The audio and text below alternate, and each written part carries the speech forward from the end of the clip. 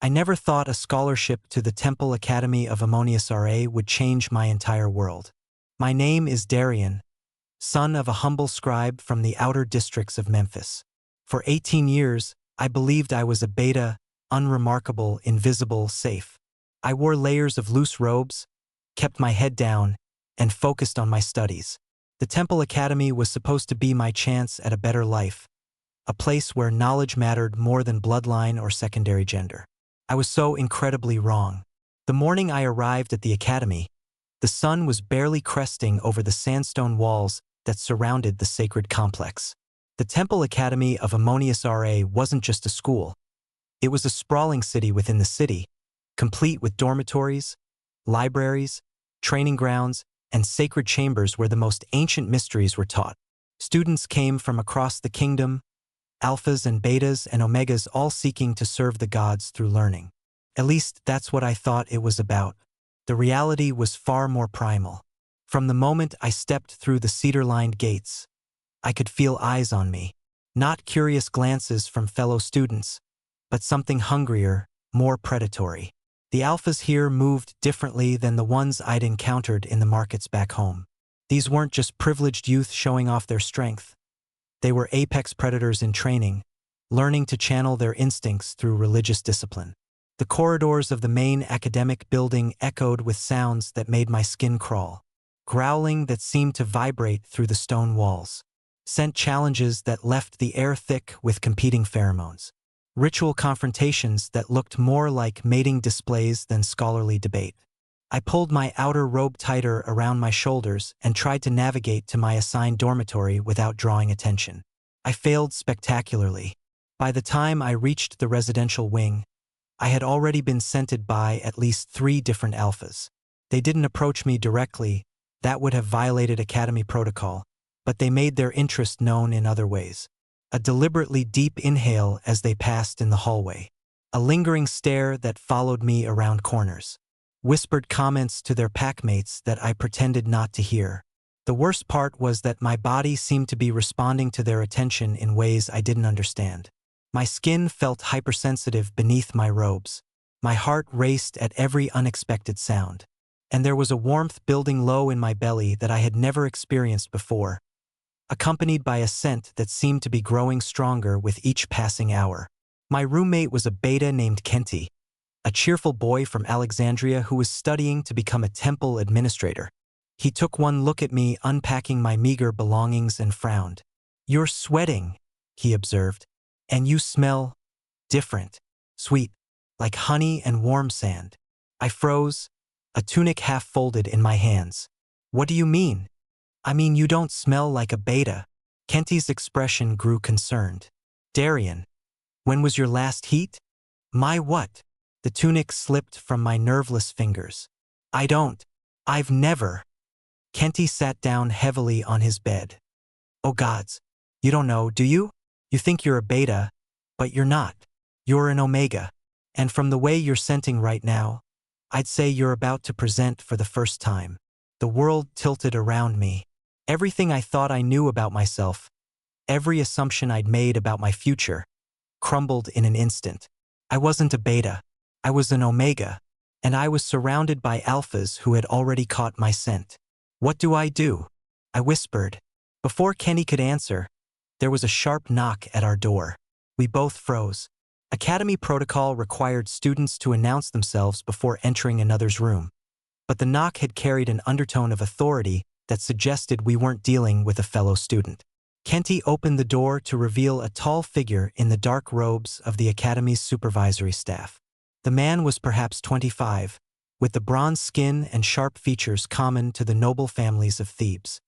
His black hair was pulled back in the traditional style of a temple warrior, and his dark eyes surveyed our room with an intensity that made me want to hide.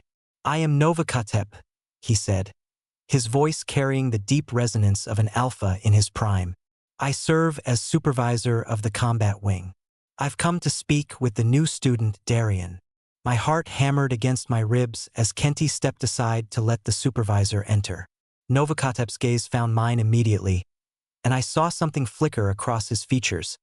Surprise, recognition, and something else that made heat pool in my lower belly. "You're the scribe's son," he said, stepping closer. With each step, his scent grew stronger, cedar and myrrh, and something distinctly masculine that made my knees weak. "The one who earned the academic scholarship." I nodded, not trusting my voice. Up close, Novakatep was even more imposing. He stood nearly a head taller than me, with broad shoulders and calloused hands that spoke of years of weapons training. But it was his eyes that held me captive, dark and intelligent and unexpectedly gentle as they studied my face. "You've been having difficulties today," he continued.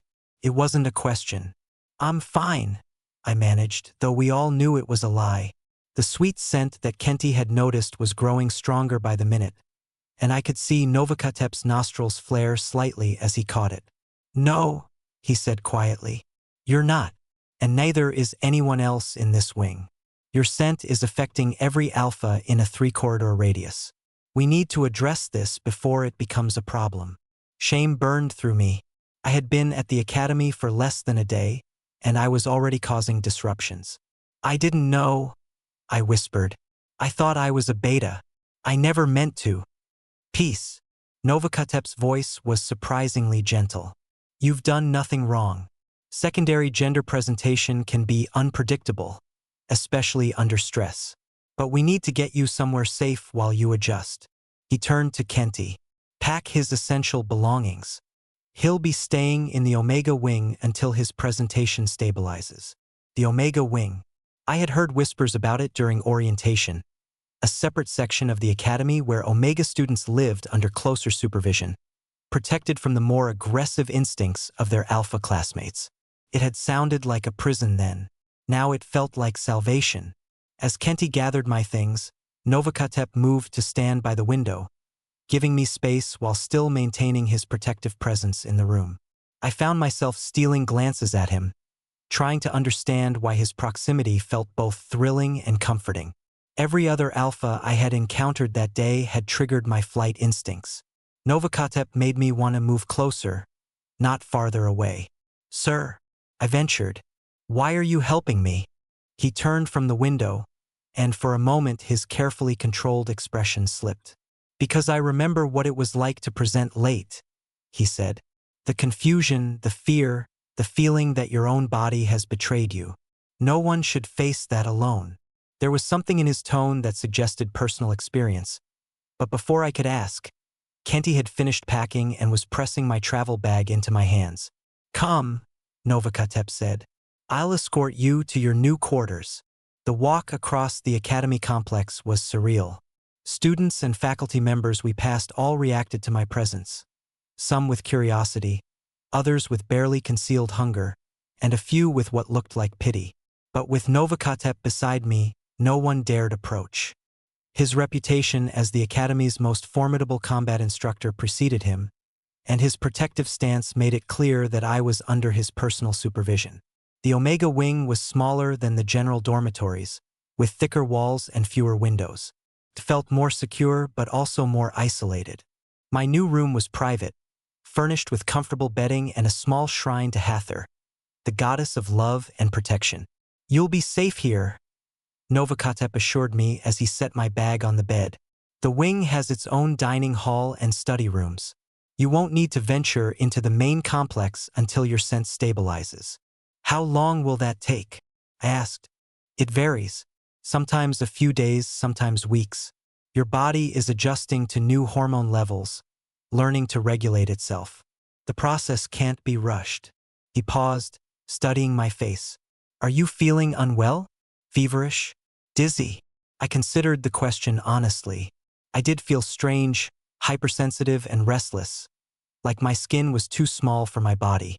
But it wasn't unpleasant, exactly. It was more like I was becoming aware of sensations I had never noticed before. "Different," I said finally. "Everything feels more." Novakatep nodded, understanding. "That's normal. Your senses are becoming more acute as your Omega instincts develop. It can be overwhelming at first."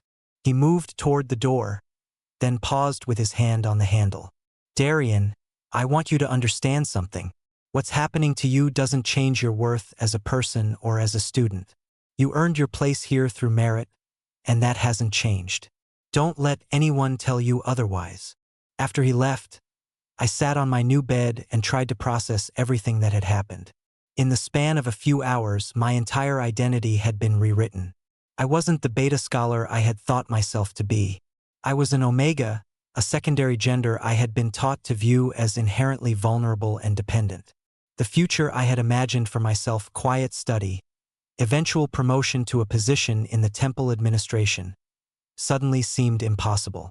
But Novakotep's words echoed in my mind. My worth hadn't changed. I had earned my place here through merit. Perhaps being an omega didn't have to mean giving up on my dreams. Perhaps it just meant finding a different path to achieve them. That first night in the omega wing was restless. My body temperature fluctuated wildly, and the strange sweet scent that seemed to be emanating from my skin grew stronger. By morning, I understood why the Academy had protocols for newly presenting omegas. Left unchecked, my pheromones would have turned the general dormitory into a battlefield. The omega wing had its own rhythm, I discovered. Meals were served at different times to avoid conflicts with alpha feeding periods. Classes were smaller and held in specialized rooms with enhanced ventilation systems. And everywhere, there were subtle reminders that we were considered precious and fragile. Softer lighting, more comfortable furniture, guards posted discreetly at every entrance. It should have felt protective. Instead, it felt patronizing. My first class was Aromatic Pathways of the Soul, which sounded mystical and important, but turned out to be basic education about pheromones and scent communication. The instructor, a middle-aged beta priest named Amenemheb, explained how different secondary genders produced different chemical signals and how these signals affected behavior and social hierarchy. Omegas, he lectured, produce the most complex pheromone signatures. Their scents can convey not only emotional states but also fertility cycles, bonding availability, and even genetic compatibility. This is why omega scents are so powerfully attractive to alphas. They provide crucial information about potential mates.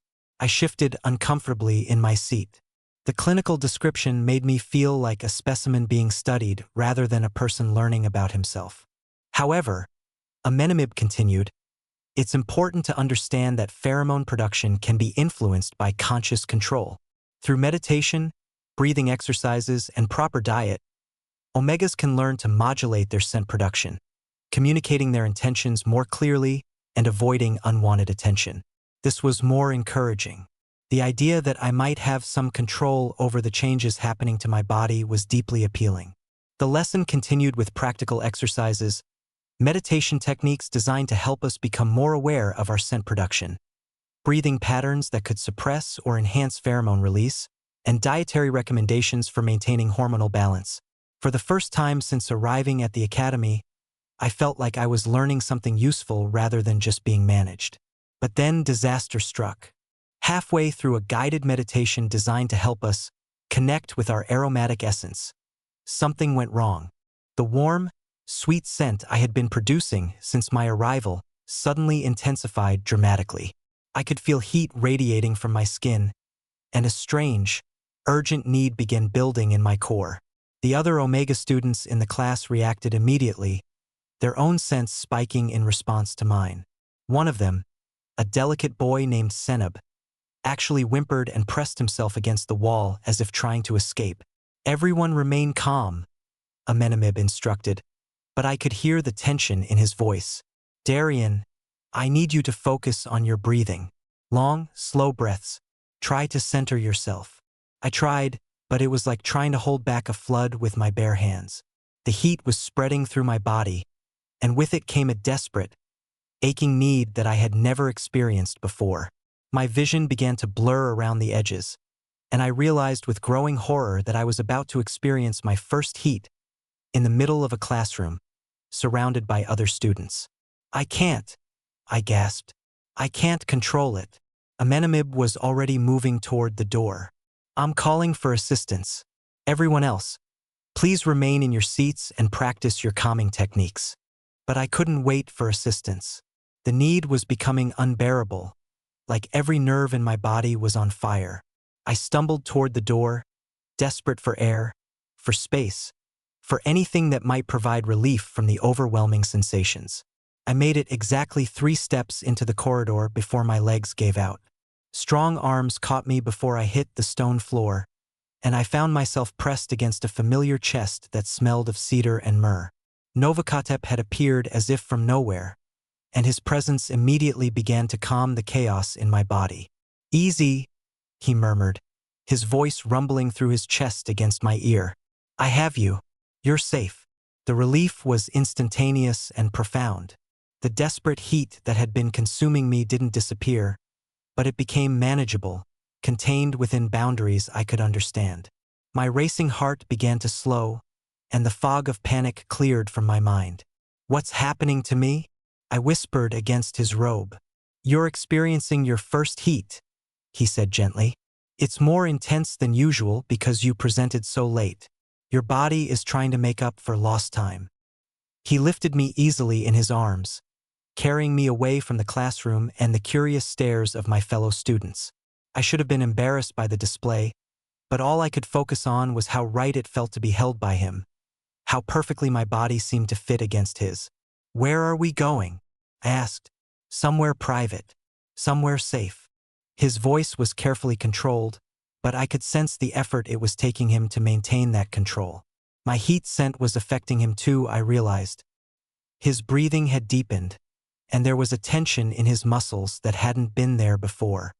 He carried me to a part of the academy I had never seen before, older corridors with elaborate wall paintings depicting scenes of gods and mortals in various states of intimacy.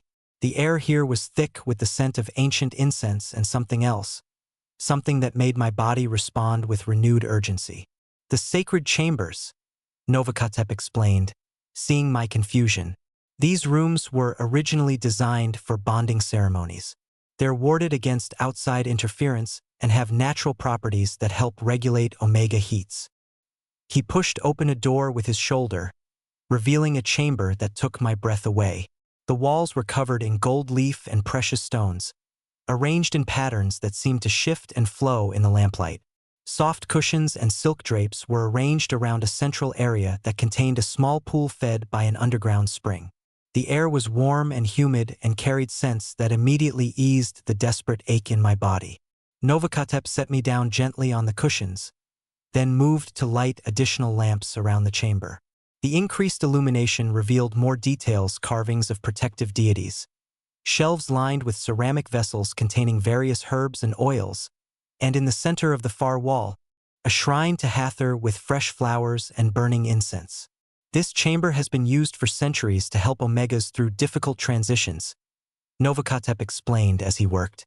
"The spring water contains minerals that help balance hormone production, and the herbs will ease your discomfort." He opened one of the ceramic vessels and began preparing something that smelled of mint and other cooling plants. "This is sacred mint," he said, showing me the golden leaves he was grinding in a small bowl. "It won't stop your heat, but it will help you maintain some control over your responses." I watched him work, fascinated by the careful precision of his movements. His hands were large and scarred from weapons training, but they handled the delicate plants with surprising gentleness.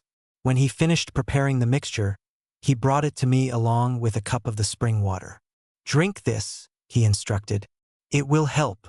The mixture was bitter but not unpleasant, with a cooling effect that spread through my body as I swallowed. Almost immediately, the desperate urgency of my heat began to subside, leaving behind a warm, manageable arousal that I could think around. "Better?" Novakotep asked, settling onto the cushions nearby, close enough to provide comfort, but far enough away to avoid triggering my heat responses. "Much," I admitted. "Thank you. I don't know what would have happened if you hadn't been there." "You would have been fine," he said firmly. "Heat is a natural process, not a medical emergency. But experiencing it alone for the first time can be frightening." I studied his profile in the lamplight, noting the careful way he was holding himself, the tension in his shoulders that suggested he was fighting his own instinctive responses to my presence. "This is difficult for you too, isn't it?" I asked. "Being here with me while I'm in heat." He was quiet for a long moment. "Yes," he said finally. "It is." "Then why did you help me? Why risk it?" He turned to meet my eyes, and the intensity in his gaze made my breath catch. Because you needed help.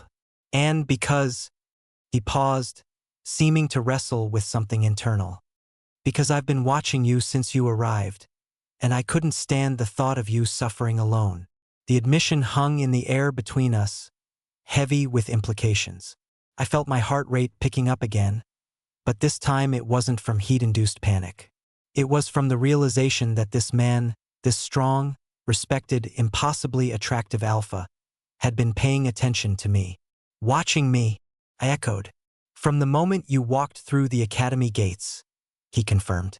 You were trying so hard to be invisible, wrapped in all those robes, keeping your eyes down. But there was something about you that drew my attention. The way you moved, the way you observed everything around you while pretending not to notice. You were clearly intelligent, clearly determined, and completely unaware of your own appeal. Heat that had nothing to do with omega biology spread through my chest. I thought I was just another scholarship student. You were never just anything, Novakatep said quietly. And when your scent began to change, when I realized what you were, I knew I was in trouble. The sacred mint was doing its job, keeping my responses manageable, but I could still feel the pull between us. The natural attraction between an alpha and an omega in heat, complicated by something deeper and more personal. What kind of trouble? I asked, though I thought I knew the answer. The kind where I start thinking about things I have no right to think about, he said. Where I find excuses to patrol the corridors near your dormitory. Where I volunteer to handle situations involving you personally instead of delegating them to other staff members. I felt bold suddenly, empowered by the knowledge that my feelings weren't one-sided. What if I want you to think about those things? His control slipped for just a moment, and I caught a glimpse of raw hunger in his eyes before he mastered himself again. Darian, he said carefully. You're in heat. Your judgment is compromised. You don't know what you're saying. I know exactly what I'm saying, I countered. The heat is just making me brave enough to say it. I've been attracted to you since the moment you walked into my dormitory room. The way you looked at me, the way you made me feel safe when everything else was chaos, that wasn't heat talking. That was just me, responding to you. He stared at me for a long moment, and I could see the internal battle playing out across his features. Finally, he spoke. Even if that's true, there are protocols. Boundaries that exist for good reasons. I'm in a position of authority over you. Taking advantage of that would be wrong. What if I'm the one taking advantage? I asked, shifting closer to him on the cushions. What if I'm the one who wants something to happen between us? Then I would say that we should wait, he said firmly. Wait until your heat passes, until you've had time to think clearly about what you want. If you still feel the same way then what? Then we'll talk about it properly. He reached out and touched my face gently, his thumb brushing across my cheek. You deserve to have choices, Darian. Real choices made with a clear head and full understanding of the consequences. I won't be the alpha who takes that away from you. The tenderness in his touch, the respect in his words, made my chest tight with emotion. This wasn't how I had imagined alphas behaved. Everything I had been taught suggested they were driven primarily by dominance and possession, interested in omegas only as objects to be claimed. But Novakatep was offering me agency, insisting on my right to choose. I need to tell you something, I said, catching his hand and pressing it more firmly against my cheek. I'm not afraid of you. I should be. You're bigger and stronger and could overpower me easily. But when I'm with you, I feel safer than I've ever felt in my life. That has to mean something. It means you have good instincts, he said softly. It means you can sense that I would never hurt you, never force you into anything you didn't want. But Darian, feeling safe with someone and being ready for a bonding relationship are different things. You're 18 years old and just discovering your secondary gender. You have time to explore who you are and what you want. What if what I want is you? The question hung between us like a challenge. I could see the effect it had on him. The way his breathing deepened. The way his scent intensified with something that made my body respond despite the calming effects of the sacred mint. Then I would be honored, he said finally. But I would also want to be sure that you were choosing me for the right reasons. Not because I happened to be there when you needed help, not because your biology is telling you to bond with the nearest available alpha, but because you genuinely care for me as a person. How do I prove that to you? You don't have to prove anything. Just give it time. Let your heat pass, get settled into academy life, figure out who you are as an omega. If your feelings for me survive all of that, then we'll know they're real. It was frustrating advice, but I could see the wisdom in it. My emotions were running high. My body was flooded with hormones I wasn't used to, and my entire world had been turned upside down in the space of 2 days. Perhaps some stability would be good before making major life decisions. Will you stay with me? I asked. Just until the heat passes? I know it's asking a lot, but I feel better when you're here. He was quiet for a moment, considering. It's not appropriate, he said finally. But then again, nothing about this situation is following normal protocols. If it would help you feel safer, then yes, I'll stay. The relief that flooded through me was profound. The thought of weathering my first heat alone had been terrifying, but with Novakotep there to anchor me, it felt manageable. Thank you, I whispered. Don't thank me yet, he said with a rueful smile. This is going to be difficult for both of us. He was right about that. The next 3 days tested both our limits in ways I hadn't expected. My heat followed a predictable pattern, intense waves of need, followed by periods of relative calm. But having Novakotep present during the intense phases was both a blessing and a torture. His presence kept me grounded, prevented me from spiraling into the kind of desperate panic that could make heat dangerous. But it also intensified my responses, made every surge of arousal more focused and directed. I found myself fixated on his scent, his voice, the way his muscles moved beneath his robes as he tended to my needs. For his part, Novakotep maintained admirable control, but I could see the cost it was taking. His jaw was perpetually tense, his movements carefully controlled, and he kept finding excuses to leave the chamber for short periods, ostensibly to fetch supplies or check on academy business, but really to give himself a break from the constant assault on his senses. On the second day, I made the mistake of asking him to help me to the bathing pool when a particularly intense wave hit. The spring water was supposed to have cooling properties, but when he lifted me into his arms to carry me the short distance, skin contact through our thin robes sent both of us into a state of barely controlled arousal. This isn't working, he said through gritted teeth as he lowered me into the warm water. I should call for one of the Omega attendants to help you with personal care. No, I said quickly, grabbing his wrist as he started to pull away. Please, I know it's hard, but having someone else here would make it worse. You're the only person whose presence actually helps. It was true. During my first heat, my Omega instincts had fixated on Novakotep as a source of safety and stability. Other alphas who had tried to assist, sent by concerned academy administrators, had only triggered defensive responses that made my symptoms worse. Even beta attendants made me anxious and restless. Only Novakotep could calm the chaos in my system. Then we need better boundaries, he said, though he didn't pull his wrist from my grip. No more direct contact. No more helping you with bathing or changing clothes. I'll stay in the chamber, but we maintain physical distance. I wanted to argue, but I could see the strain he was under. His scent had taken on an edge of barely controlled aggression, and there was a predatory tension in his posture that spoke of instincts held in check by pure willpower. Pushing him further would be unfair and potentially dangerous. All right, I agreed reluctantly. But will you talk to me? Tell me stories or something? The silence makes it worse.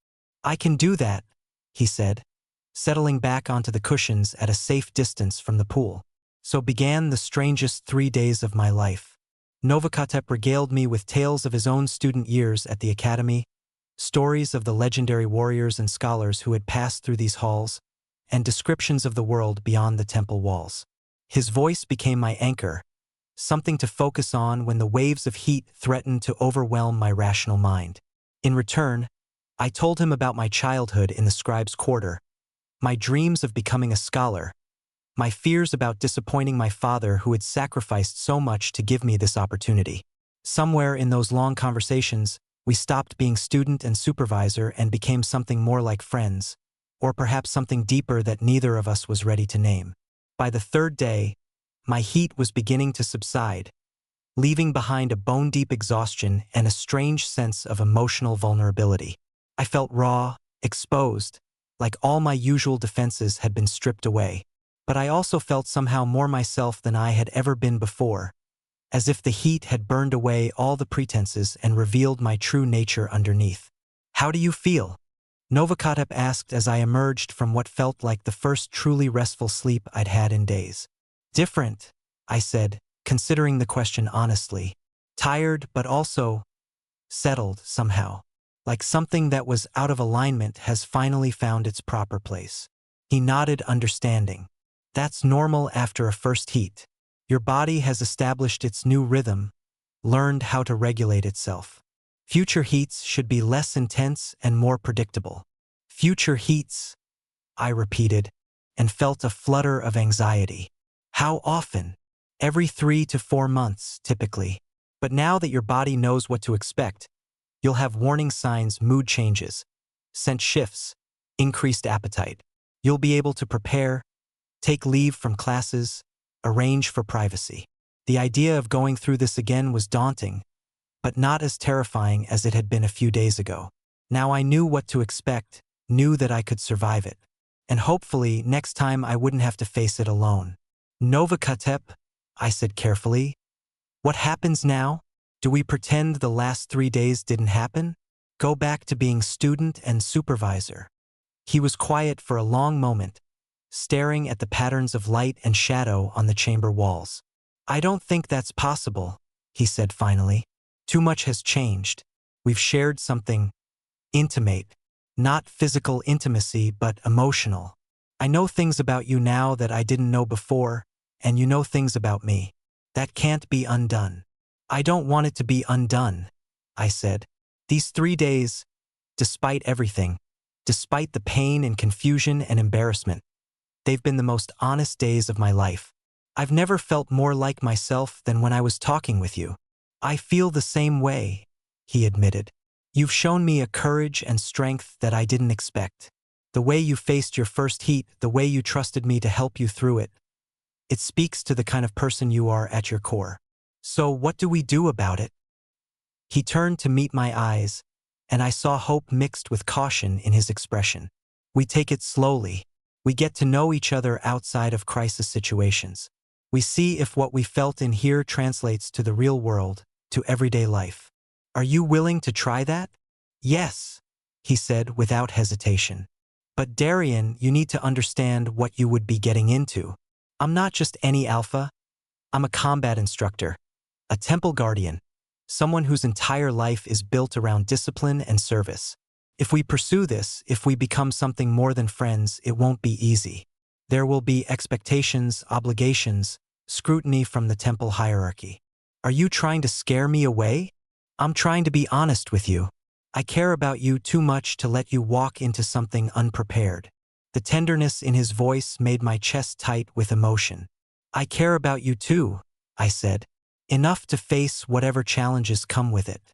But I need you to promise me something." "What?" "Promise me that you won't try to protect me from making my own choices. I know you mean well, but I need to be allowed to decide for myself what risks are worth taking." He studied my face for a long moment, then nodded. "I promise. But in return, I need you to promise that you'll be honest with me about what you're feeling, what you need, what you're afraid of. No pretending to be braver than you are. No hiding your concerns to avoid worrying me." "I promise," I said. We sealed the agreement with a handshake that lingered longer than strictly necessary, both of us reluctant to break the contact. When we finally pulled apart, something had shifted between us. We were no longer just an alpha and omega thrown together by circumstance. We were two people who had chosen to explore whatever was growing between us. The return to regular academy life was jarring after the intimate isolation of the sacred chamber. Students stared as I walked through the corridors, some with curiosity, others with speculation, and a few with barely concealed interest. Word had spread that I had experienced my first heat, and that Novakotep had personally overseen my care. In the complex social hierarchy of the academy, that meant something significant. "You look different," Kenty observed when I returned to collect my belongings from the Omega wing. "More settled, I suppose. Less like you're trying to disappear." He was right. The experience of my first heat had changed something fundamental in how I carried myself. I no longer felt the need to hunch my shoulders or keep my eyes downcast. I was an Omega, and that was neither shameful nor something to hide. "I feel different," I admitted. "Like I finally know who I am." "And who is that?" I considered the question. "Someone stronger than I thought. Someone worthy of respect and care. Someone who doesn't have to apologize for existing." Kenty smiled. "Good. The academy is hard enough without fighting yourself at the same time." He was helping me pack when there was a knock at the door. I opened it to find a messenger holding an ornate scroll sealed with the mark of the academy's administration. "Darien, son of Katie the scribe?" the messenger asked. "Yes. You are requested to appear before the Council of Supervisors at the hour of the hawk tomorrow morning. Please bring any personal effects you wish to retain." My blood ran cold. Being called before the council typically meant one of two things: exceptional achievement or serious misconduct. Given the circumstances of the past few days, I feared it was the latter. "What do you think it means?" I asked Kenty after the messenger left. "I don't know," he said, but his expression was troubled. "The council doesn't usually get involved in routine heat management. Someone must have complained about the irregularities in your case." The irregularities. He meant Novakotep's personal involvement, the use of the sacred chambers, the departure from standard protocols. All things that had been necessary and beneficial, but that could easily be misconstrued by administrators looking for rule violations. I spent the rest of the day in a state of nervous anticipation, alternating between reviewing academy regulations and trying to prepare arguments for why I shouldn't be expelled. By evening, I was so agitated that even the calming herbs in my tea weren't helping. That's when Novakotep appeared at my door. "I heard about the council summons," he said without preamble. "I wanted to make sure you understood what's likely to happen." "They're going to expel me, aren't they?" I said, stepping aside to let him enter. "For causing disruptions, for requiring special accommodations, for being more trouble than I'm worth." "No," he said firmly. "They're not going to expel you. If anything, they're probably going to offer you additional protections and privileges." I stared at him in confusion. "What do you mean?" "Darien, you're not in trouble. You're valuable. An Omega with your academic abilities and your particular sense signature is extremely rare. The academy won't want to lose you." "My particular sense signature?" He looked uncomfortable suddenly, like he had revealed more than he intended. "Your heat scent was unusually potent and complex. It affected alphas throughout the academy complex, not just those in your immediate vicinity. That kind of pheromone production indicates exceptional genetic potential."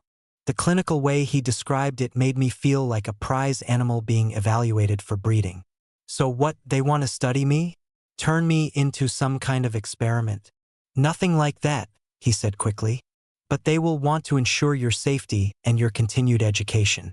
An Omega with your potential could be very influential in temple politics, in negotiations with other kingdoms, in maintaining important alliances.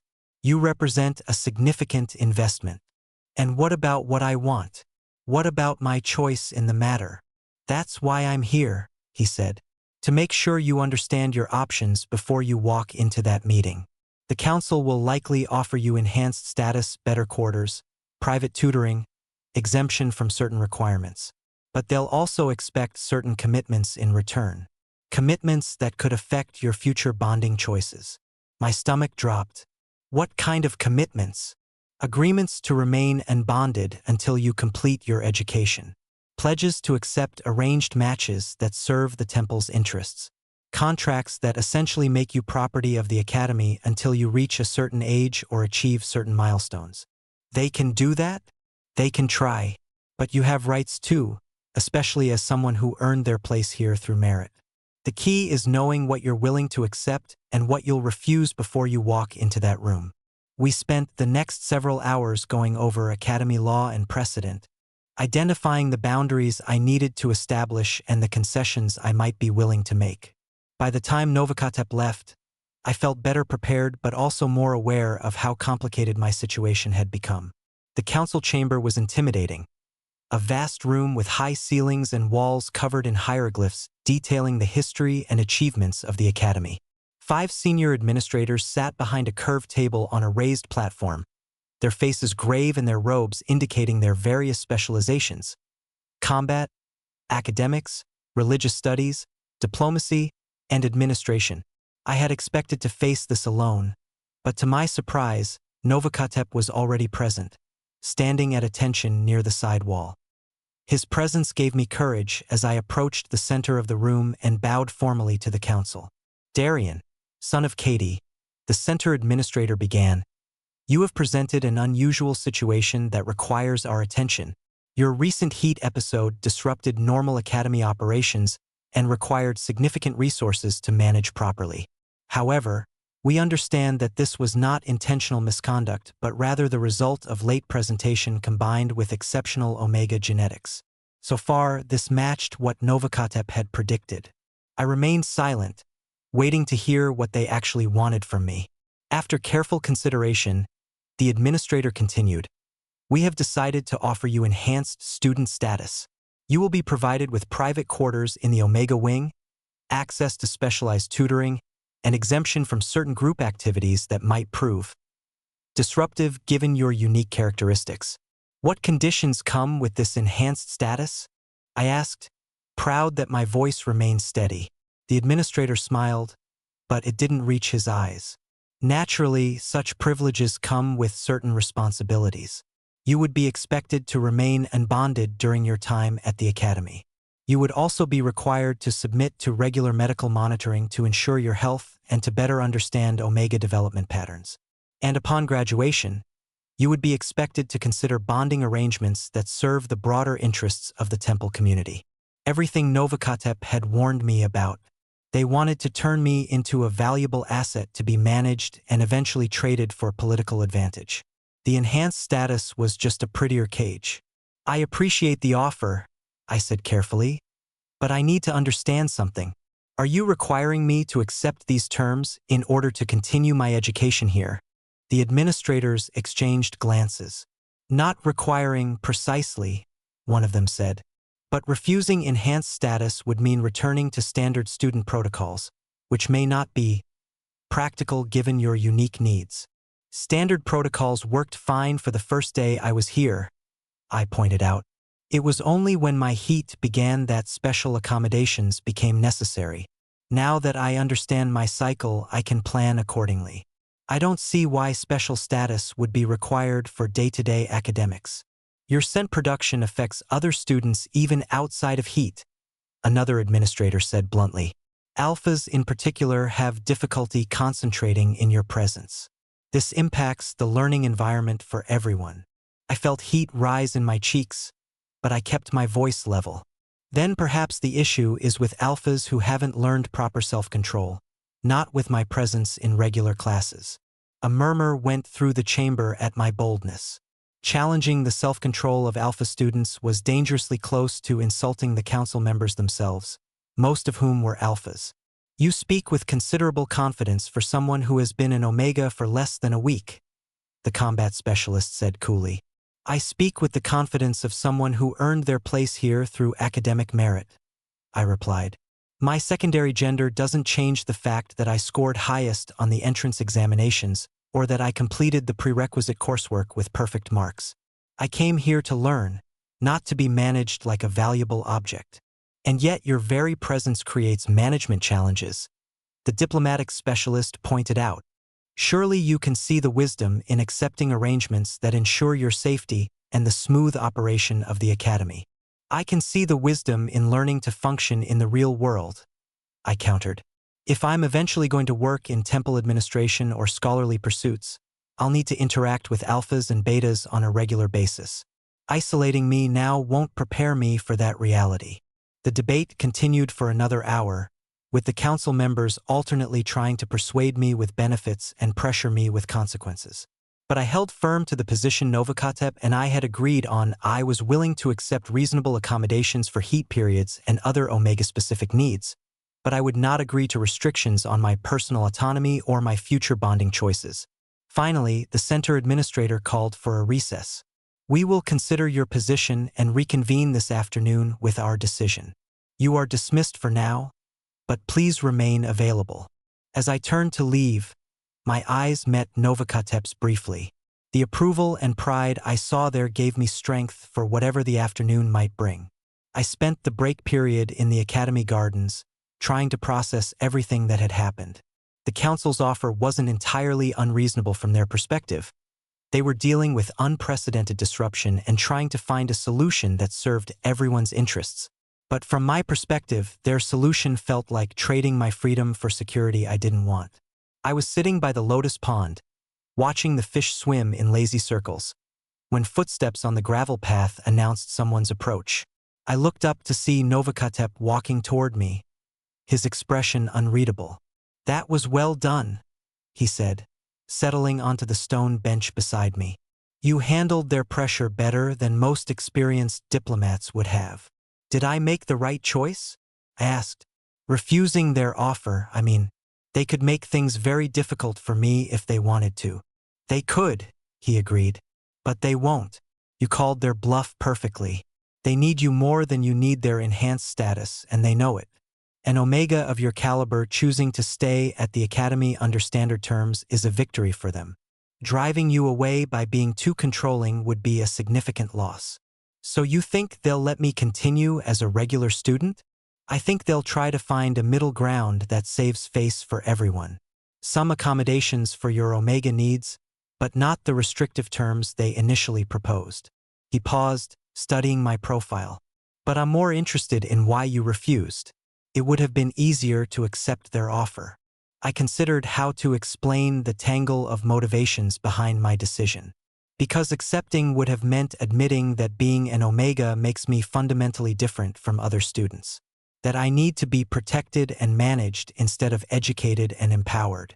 I refuse to believe that's true, even if it means facing additional challenges, even if it means some alphas will see you as a target or a prize to be won. "Especially then," I said firmly. "If I let fear dictate my choices now, where does it end?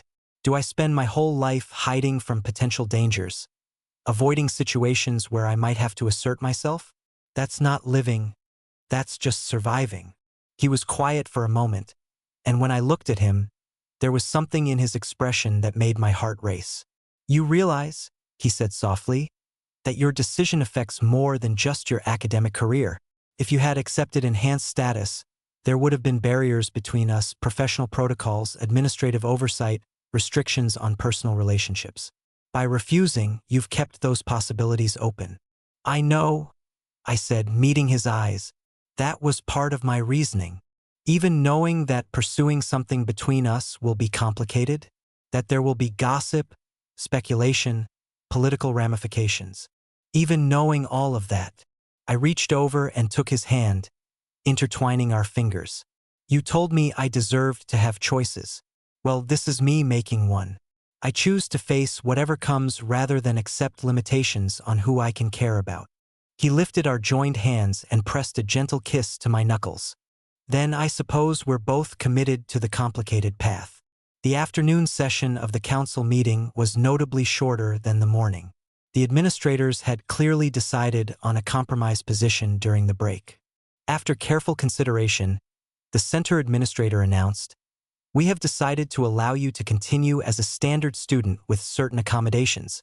You will remain in the Omega wing for housing, and you will be excused from classes during heat periods with arrangements for makeup work. Additionally, Supervisor Novakotep will be assigned as your personal academic advisor to ensure any unusual situations are handled appropriately."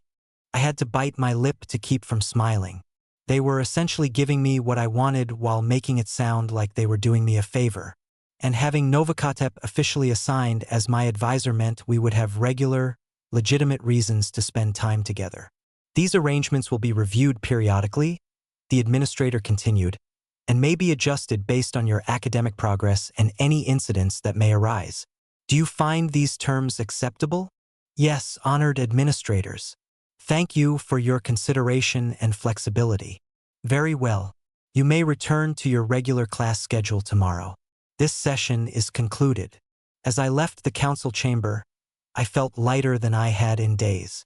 I had faced down the most powerful administrators in the academy and emerged with my autonomy intact. More importantly, I had proven to myself that I could advocate for what I wanted instead of simply accepting what others thought was best for me. Novakotep caught up with me in the corridor outside the chamber. Congratulations, he said quietly. You got everything you asked for and made them think it was their idea. We got everything we asked for, I corrected. I couldn't have navigated that without your guidance. You could have, he said, but I'm glad you didn't have to. So, it appears I'm your official academic advisor now. I suppose that means we'll be spending a lot of time together reviewing your coursework. The way he said it made heat pool in my lower belly. I suppose it does. When do we start? How about tonight? After the evening meal? I could show you some of the advanced texts you'll be working with, help you plan your course of study. That sounds educational, I said, matching his formal tone even as my body responded to the promise in his words. Very educational, he agreed. I believe in thorough, hands-on instruction. We were still speaking in euphemisms, still maintaining the pretense of propriety, but underneath the careful words was an acknowledgement that something had shifted between us. The crisis of my first heat was behind us. I had successfully asserted my independence with the academy administration, and now we were free to explore whatever was growing between us. That evening couldn't come fast enough. The weeks that followed established a new rhythm to my life at the academy. My regular classes resumed without major incident. Apparently, the other students had grown accustomed to my scent during my absence, and I had learned techniques for moderating my pheromone production that made my presence less disruptive. My academic performance remained strong, perhaps even improved by the confidence I had gained from successfully handling my first major crisis as an Omega. Professors began to notice my contributions to class discussions, and I found myself being invited to participate in advanced seminars and research projects. But the highlight of my week was always my evening sessions with Novakotep. Officially, these were academic advising meetings where we reviewed my coursework, discussed my career goals, and planned my educational pathway. In reality, they were extended conversations about everything and nothing, opportunities to get to know each other as people rather than as student and supervisor. I learned that Novakotep had grown up in Thebes as the youngest son of a minor noble family. His older brothers had inherited the family's political connections and business interests, leaving him free to pursue a military career that eventually led to the Temple Academy. He was 32 years old, had never been bonded, and had dedicated most of his adult life to perfecting his skills as a warrior and teacher. Why haven't you bonded? I asked one evening as we sat in his private office reviewing texts on ancient military strategies. Surely there have been opportunities. He was quiet for a moment, his fingers tracing patterns on the leather binding of the book in his lap. There have been opportunities, he said finally. Arrangements proposed by my family, introductions made by colleagues, even a few Omegas who expressed direct interest. But none of them felt right. What would feel right? Someone who challenged me intellectually. Someone who wasn't intimidated by my position or my reputation. Someone who chose to be with me not because of what I could provide, but because of who I am. He looked up at me. Someone like you. The simple honesty of his words made my chest tight with emotion. You barely know me, I protested. We've spent a few weeks in academic meetings and 3 days managing a medical crisis. That's hardly enough to base a major life decision on. Isn't it? He set aside the book and turned to face me fully. In those 3 days, I saw you at your most vulnerable. I watched you face something terrifying with courage and grace. I listened to you talk about your dreams and fears with complete honesty. And in these past weeks, I've seen you navigate complex social and political situations with wisdom beyond your years. How much more do I need to know? You could know whether I'm worth the complications that would come with bonding to me, I said. The political ramifications, the gossip, the fact that I'm still figuring out what it means to be an Omega. What if I'm not ready for the kind of relationship you want? Then we'll take it slowly, he said. We'll figure it out together. Darian, I've waited 32 years to find someone who makes me want to risk everything for love. I'm not going to walk away from that because it might be complicated. Risk everything? My position here at the academy is contingent on maintaining professional boundaries with students. If we become involved, I'll need to transfer to a different department or possibly leave the academy entirely. My family will be displeased with my choice to bond with someone of lower social status. And there will be political implications I can't fully predict. He reached over and took my hand. But none of that matters as much as the possibility of building a life with you. The weight of what he was offering hit me all at once. He wasn't just talking about casual romance or even serious courtship. He was talking about fundamentally altering his life for the chance to be with me. What if I'm not worth it? I whispered. You are, he said with absolute certainty. But more importantly, you're worth it to me. That's the only judgment that matters in this situation. I stared at our joined hands, trying to process the enormity of what was happening. 6 weeks ago, I had been a beta scholarship student trying to remain invisible. Now I was an omega being offered a bond with one of the most respected alphas in the kingdom. It felt surreal, like something that happened to other people in stories. I need time to think, I said finally. Of course. This isn't a decision to be made lightly. He squeezed my hand gently. But Darian, while you're thinking, I want you to remember something. You deserve to be loved completely and unconditionally. You deserve someone who sees your strength, not just your vulnerability. You deserve to choose your own path instead of having it chosen for you. Don't let fear or self-doubt convince you otherwise. That night, I lay awake thinking about everything he had said. The rational part of my mind insisted that bonding with Novakatep would be complicated and potentially problematic. We came from different social classes, had different life experiences, were at different stages of our careers. There were valid reasons to proceed cautiously. But the emotional part of my mind, the part that remembered how safe I felt in his arms during my heat, how respected I felt when he asked for my opinions, how cherished I felt when he looked at me like I was something precious, that part wanted to throw caution to the wind and say yes to whatever he was offering. The decision was still weighing on my mind when the Festival of Pottery arrived, a traditional academy celebration where students created ceramic vessels to represent their hopes and dreams for the future. It was meant to be a light-hearted artistic exercise, but the symbolism was taken seriously. Many students used the festival to make their intentions known regarding future careers, bonding partnerships, or other major life decisions. I had been looking forward to the festival as a break from academic pressure, but as the date approached, I realized it represented an opportunity to express things I wasn't ready to say out loud. The vessel I created could be a way of communicating my feelings to Novakatep without the risk of explicit verbal commitment.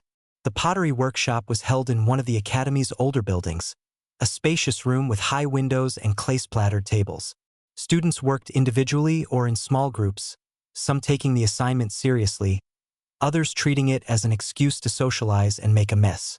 I chose a spot near the windows where the natural light was good and began working with a simple ball of clay. I hadn't had formal pottery training, but I had watched my father's scribal assistants create ceramic tablets and had picked up some basic techniques. As my hands worked the clay, I found myself thinking about the vessel's purpose. What did I hope for? What did I dream about? The answer came to me gradually as the clay took shape under my fingers. I was creating a simple bowl, not the elaborate decorative pieces some students were attempting, but something functional and honest. As I worked, I incorporated a small piece of fabric from one of my old robes, the ones I had worn when I still thought I was a beta. The fabric carried my scent from those early days at the academy, a reminder of who I had been and how far I had come. The bowl wasn't particularly skillful or artistic, but it represented something important to me. It was about holding space for possibility, about being open to whatever life might offer. And the fabric was a gift, a way of sharing something personal and meaningful with whoever might be meant to receive it. I was so focused on my work that I didn't notice Novakatep approaching until he spoke. "That's beautiful," he said, settling onto the stool beside me. Simple but honest. It suits you. I felt heat rise in my cheeks. It's not very impressive compared to some of the others. Impressive isn't always the same as meaningful, he said. The best vessels are the ones that serve their purpose well, not necessarily the ones that attract the most attention. He was working on his own piece, a tall, narrow vase with clean lines and perfect proportions. His military training showed in the precision of his work, the way each curve and angle was exactly where it needed to be. What does your piece represent? I asked. Patience, he said. The ability to hold something precious without trying to possess it completely. The strength to support without overwhelming. He glanced at me meaningfully. The wisdom to wait for the right moment. We worked in comfortable silence for a while, our hands shaping clay while our minds shaped possibilities. Around us, other students chattered and laughed, but I felt cocooned in our small bubble of shared focus. When the pottery session ended, all the vessels were arranged on tables to dry before the firing process. Students were encouraged to walk around and view each other's work, offering compliments and speculation about the symbolism. My simple bowl looked modest among the more elaborate creations, but I noticed several people pausing to examine it more closely. The piece of fabric I had incorporated was subtle but noticeable, and I could see some students trying to figure out its significance. It smells like you, Novakatep said quietly as we stood together viewing the display. Your old scent, from before your presentation. It's nostalgic and comforting. I thought you might recognize it, I said. It's from the robes I was wearing the day you first came to my dormitory room. The day you helped me when I didn't even know I needed help. He was quiet for a moment, and when I looked at him, there was something soft and wondering in his expression. You kept them? The old robes. I kept everything from that time. They remind me of who I was before. Help me remember that becoming an Omega didn't erase the person I used to be. Just added new dimensions to him. That's a beautiful way to think about it, he said, and a beautiful way to honor your journey. The firing process took 3 days, during which anticipation built throughout the academy. Students speculated about whose pieces would survive the kiln intact, whose would crack or explode, whose would emerge transformed into something unexpected. When the pottery was finally ready for retrieval, I approached the kiln area with nervous excitement. My bowl had been simple enough that I wasn't worried about structural failure, but I was curious to see how the fabric had integrated with the clay during firing. The bowl had survived beautifully. The clay had taken on a warm, honey-colored hue, and the fabric had created subtle texture variations that caught the light in interesting ways. It wasn't a masterpiece, but it was undeniably mine, honest, functional, and somehow greater than the sum of its parts. It's perfect, Novakatep said, appearing beside me as I lifted the bowl from the cooling rack. Exactly what I hoped it would be. What you hoped? He smiled, an expression both tender and slightly mischievous. Darian, do you really think it's a coincidence that my vase is exactly the right size and shape to hold your bowl? I looked over at his piece, which had emerged from the firing as a tall, elegant vessel with a graceful flare at the top. He was right, my bowl would fit perfectly inside it, supported and protected but not constrained. You planned this, I said, not sure whether to be impressed or exasperated. I hoped for it, he corrected. I created something that could complement whatever you chose to make, if you wanted it to, but the choice is still yours. Your bowl stands perfectly well on its own. I looked back and forth between the two pieces, understanding the symbolism he was offering.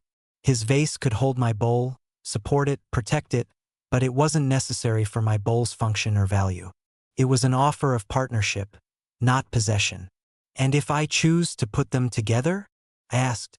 Then they become something new. Not his piece or your piece, but our piece. A collaboration that makes both parts more beautiful than they were separately. Around us, other students were examining their pottery and discussing the symbolism, but I felt like Novakatep and I were having our own private conversation in a language only we understood. I picked up my bowl and held it for a moment, feeling its weight and warmth. Then, slowly and deliberately, I placed it inside his vase. The fit was perfect. The bowl settled into the vase's embrace naturally, securely, as if it had been designed to be there. But it could also be lifted out easily whenever its owner chose. It was support without confinement, partnership without loss of independence. There, I said, stepping back to admire the combined piece. What do you think? I think, he said, his voice rough with emotion, that it's the most beautiful thing I've ever seen.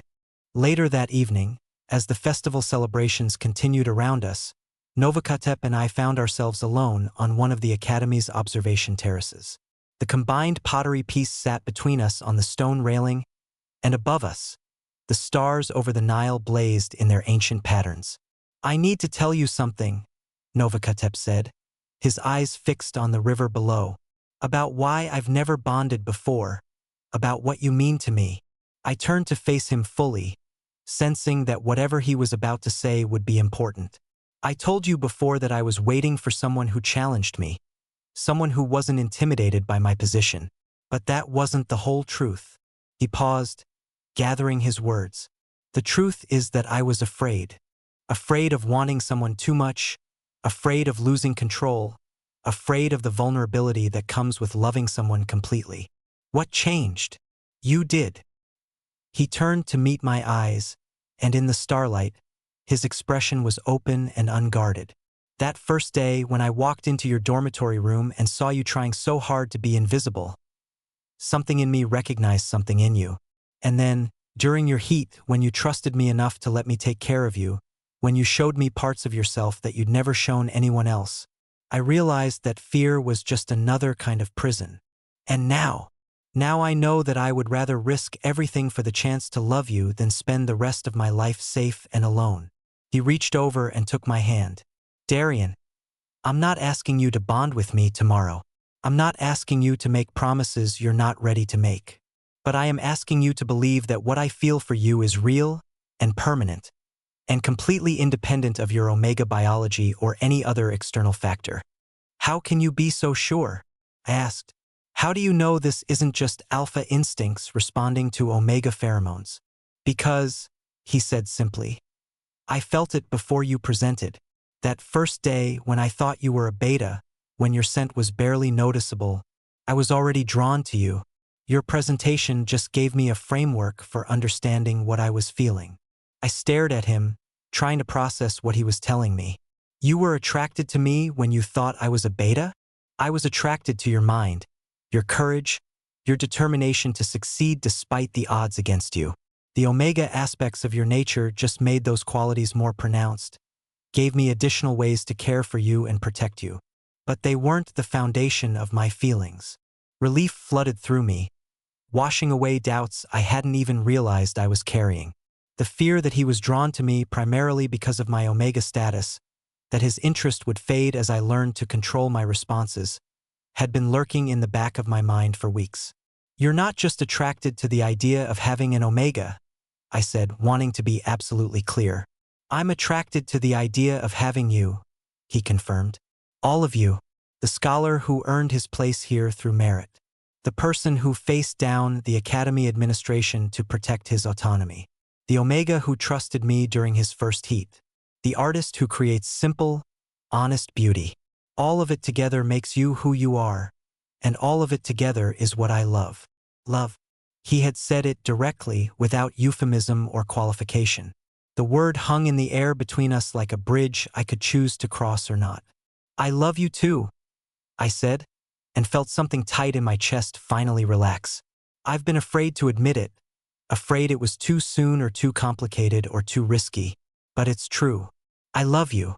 When he kissed me, it was different from anything I had imagined. Not the desperate, hormone-driven passion of heat, but something deeper and more intentional. A claiming that went both ways. A promise made with lips and hands and shared breath. We kissed until the stars wheeled overhead and the night air grew cool against our skin. When we finally broke apart, I felt like something fundamental had shifted in the universe. So what happens now? I asked. Now we figure out how to build a life together, he said. Slowly, carefully, with respect for both our needs and boundaries. There's no rush. We have time to explore what we want, to establish patterns that work for both of us. What about your position at the academy? The complications you mentioned. I'll handle those as they come up. There are other opportunities for someone with my skills and experience. But Darian, I need you to understand that any sacrifices I make are my choice. I'm not giving up anything for you. I'm choosing something better instead of something safe. I nodded, understanding the distinction. He wasn't martyring himself for love. He was embracing a different path because it led toward greater happiness. Then I guess we're really doing this, I said. I guess we are. He smiled, and in that smile I saw our future. Not perfect or simple, but real and chosen and worth whatever challenges we might face. The months that followed were a careful dance of deepening intimacy and maintained boundaries. We were courting, technically, though neither of us used that formal term. Novakotep arranged for his transfer to the Academy's External Relations Department, which meant he no longer had direct authority over students but could remain on campus. I continued my regular coursework while also taking on additional projects that would prepare me for whatever career path I eventually chose. We spent our evenings together most nights, sometimes studying, sometimes walking in the gardens, sometimes just talking about everything and nothing. We were learning each other's rhythms, preferences, quirks, and habits. The process was both exciting and comfortable, like coming home to someone I had been missing without knowing it. My second heat arrived right on schedule, for months after the first. This time I was prepared. I had requested leave from classes in advance, arranged for privacy, and stocked my quarters with supplies and comfort items. But more importantly, I wasn't facing it alone. Novakotep stayed with me through the entire cycle, providing the same steady presence that had gotten me through the first time. But this heat was different, gentler, more manageable, and somehow more intimate despite being less desperate. It's because your body trusts me now, he explained during one of the calm periods. The first time, your instincts were screaming for any alpha who could provide safety and comfort. Now they recognize me specifically, so there's less panic and more selective desire. He was right.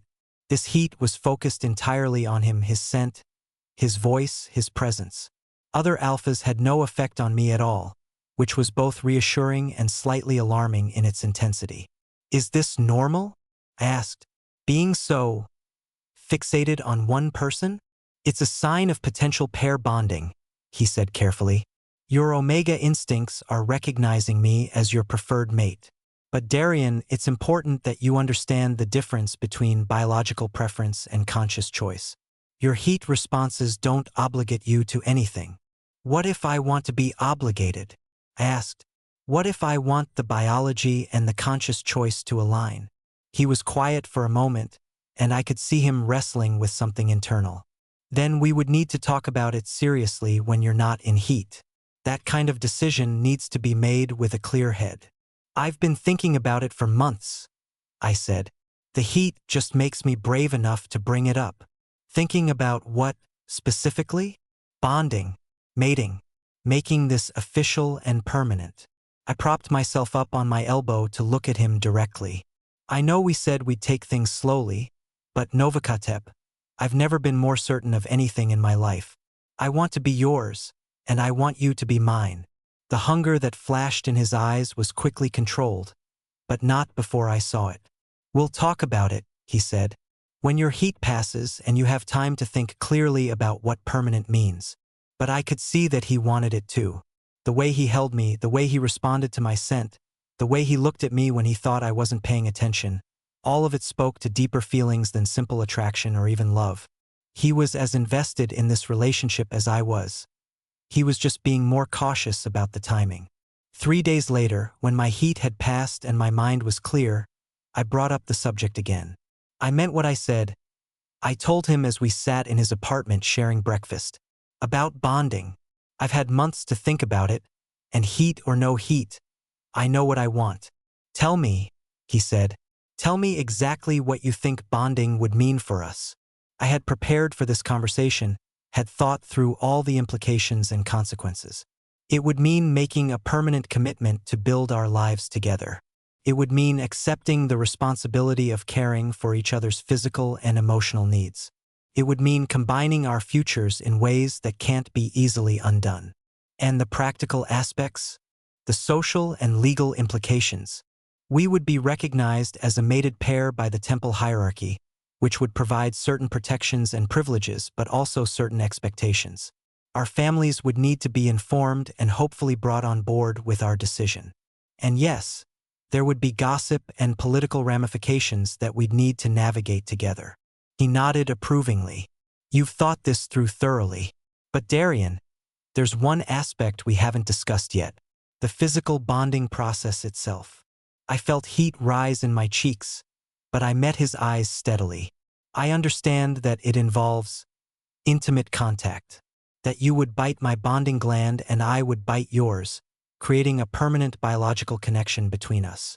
It's more than just biting, he said gently.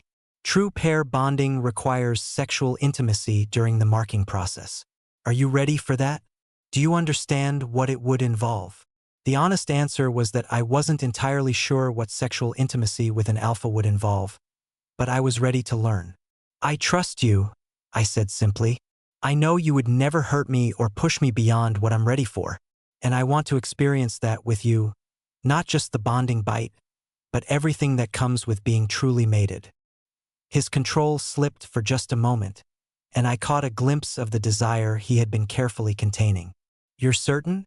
Once we're bonded, there's no going back. The connection is permanent, irreversible. I'm certain, I said without hesitation. I want to be yours completely, and I want you to be mine the same way. He reached across the table and took my hands in his. Then we'll need to make arrangements. Bonding ceremonies require witnesses, official documentation, family notifications. It's not something we can do impulsively. How long do you think it will take to arrange everything? A few weeks, maybe a month. Long enough to handle the bureaucracy and make sure we're doing this properly. He squeezed my hands gently. Are you prepared for the attention this will generate? Once we make our intentions public, everyone will have opinions. I thought about the curiosity and speculation I had already faced as an Omega student. Having those reactions focused on my bonding choice would be more intense, but not necessarily worse. Let them have opinions, I said. We know what we want and we know why we want it. That's what matters. The announcement of our engagement created exactly the stir Novakotep had predicted.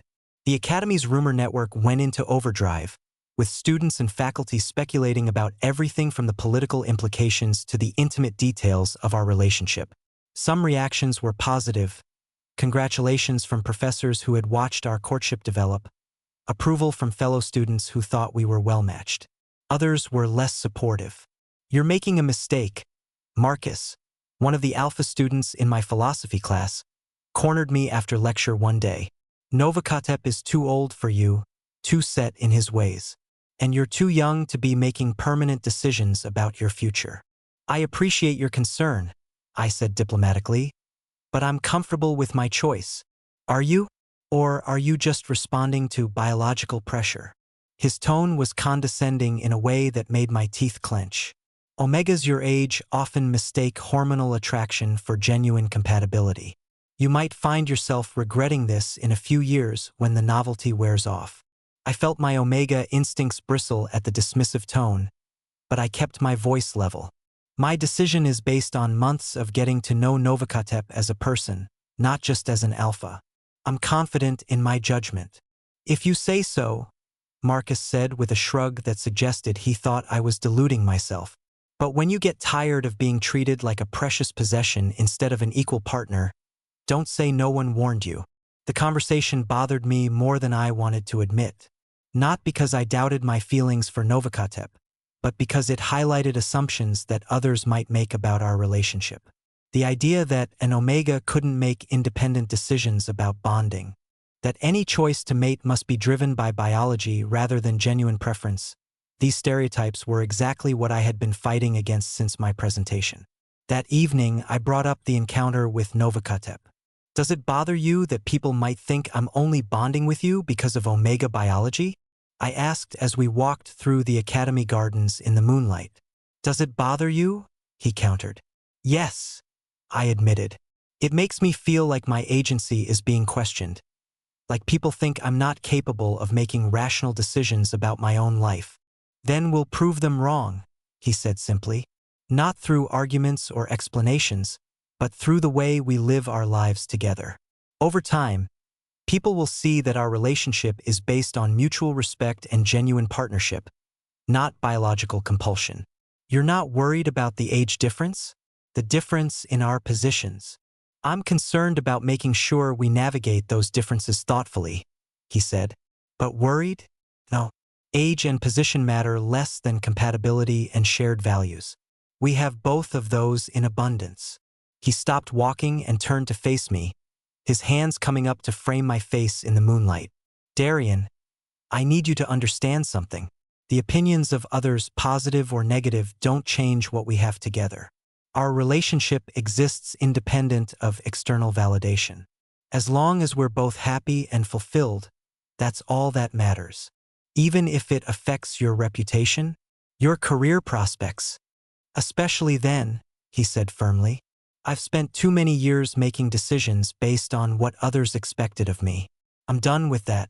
From now on, my choices are based on what brings meaning and joy to my life. You bring both of those things.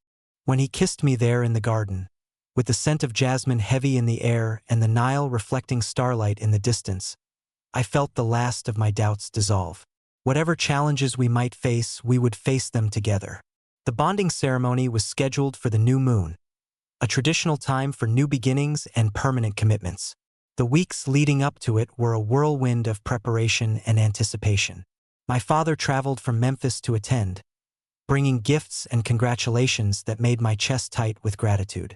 Novakotep's family was more reserved in their approval, but they came nonetheless, duty-bound to witness their son's bonding even if they had questions about his choice. The ceremony itself was held in one of the Academy's smaller temples, an ancient space dedicated to Hathor and decorated with carvings of divine couples in various poses of devotion.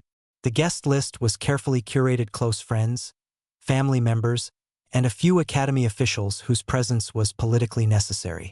I had been nervous about the ceremony for weeks, but when the day arrived, I felt surprisingly calm.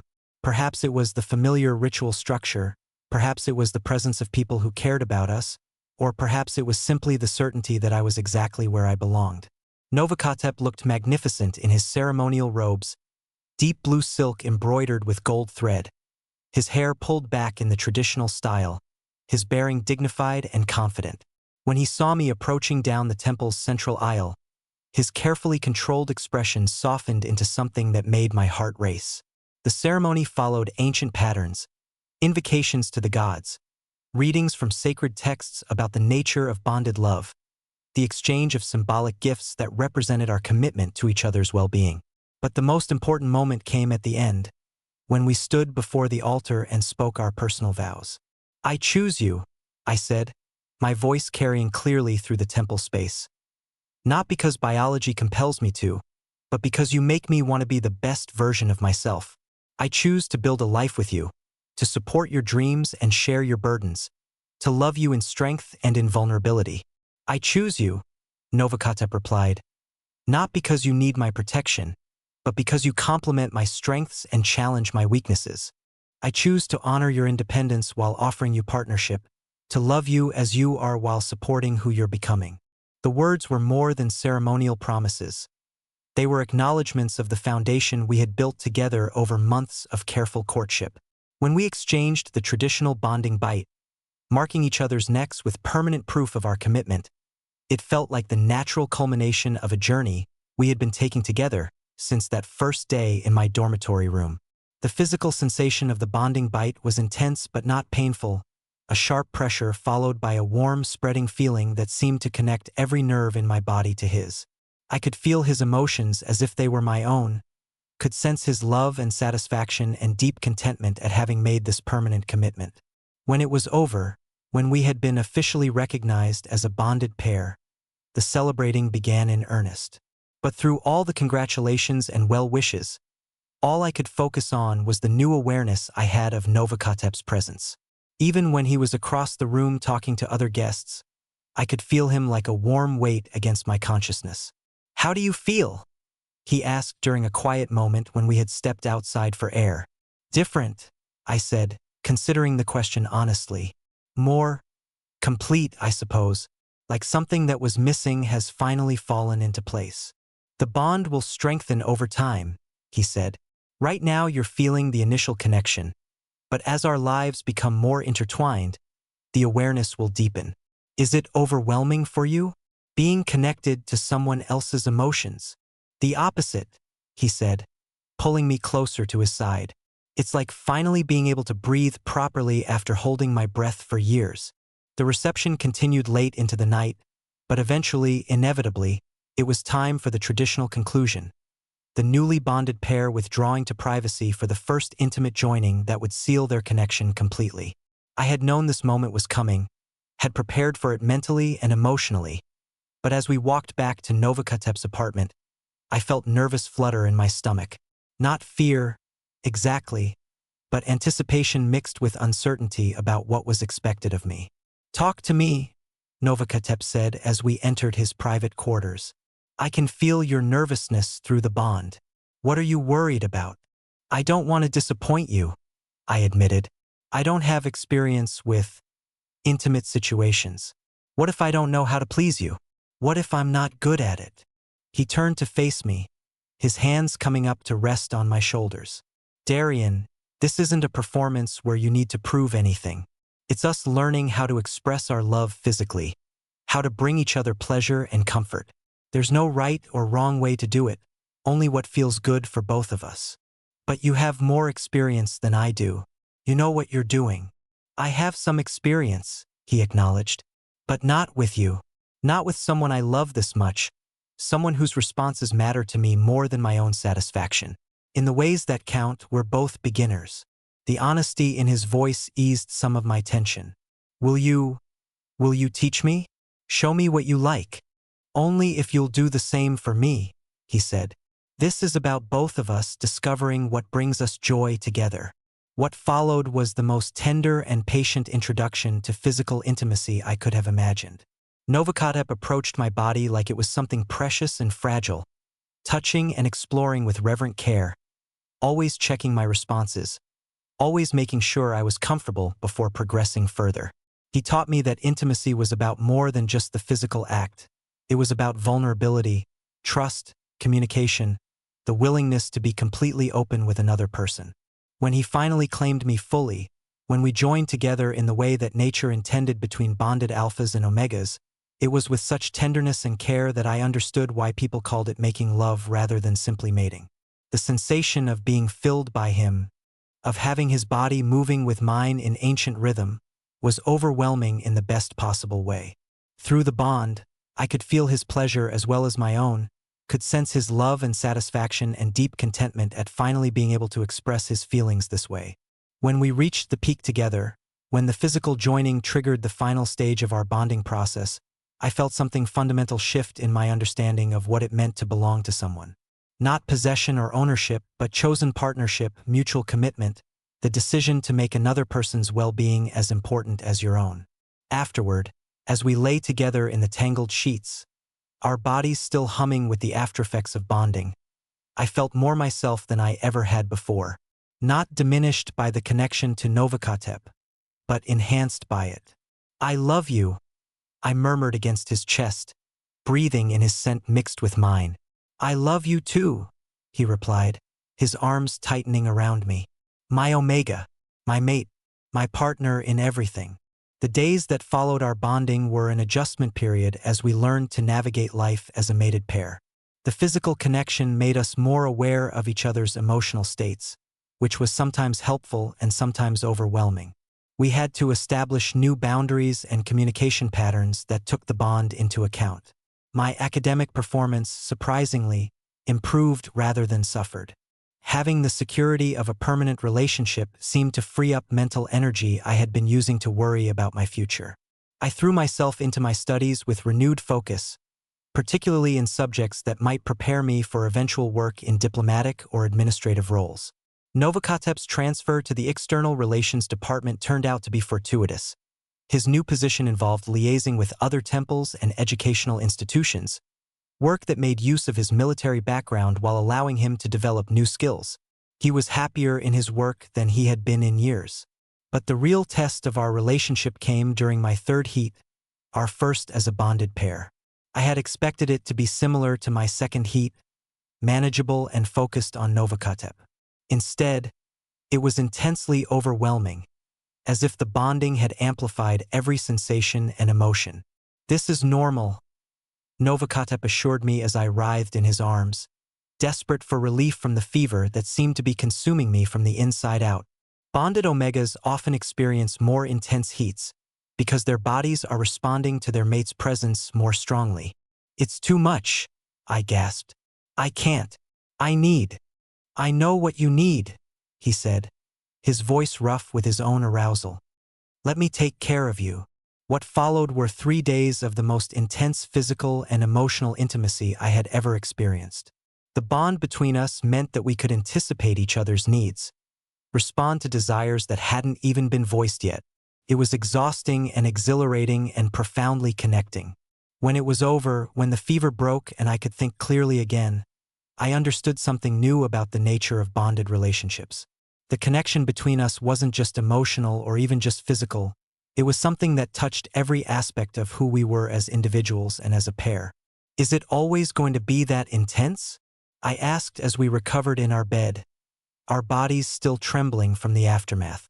"Probably," he said, stroking my hair gently. "But you'll adapt.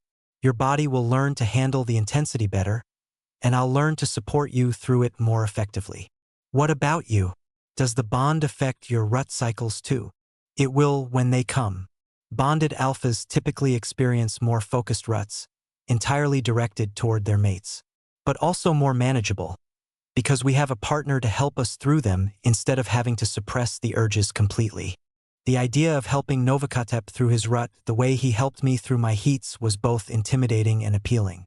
Another milestone in our relationship to anticipate and prepare for. As our first year of bonding drew to a close, I reflected on how much my life had changed since that first day at the academy. I had arrived as a confused teenager trying to hide from his own nature. I was finishing as a confident young adult with a clear sense of his identity and his place in the world. My academic achievements had earned recognition from temple officials, and I had been offered a position in the diplomatic corps upon graduation. It was exactly the kind of opportunity one had dreamed of when I first applied for the scholarship. "Are you happy?" Novakotep asked one evening as we sat together in our apartment, reviewing the official offer letter. "Completely," I said without hesitation.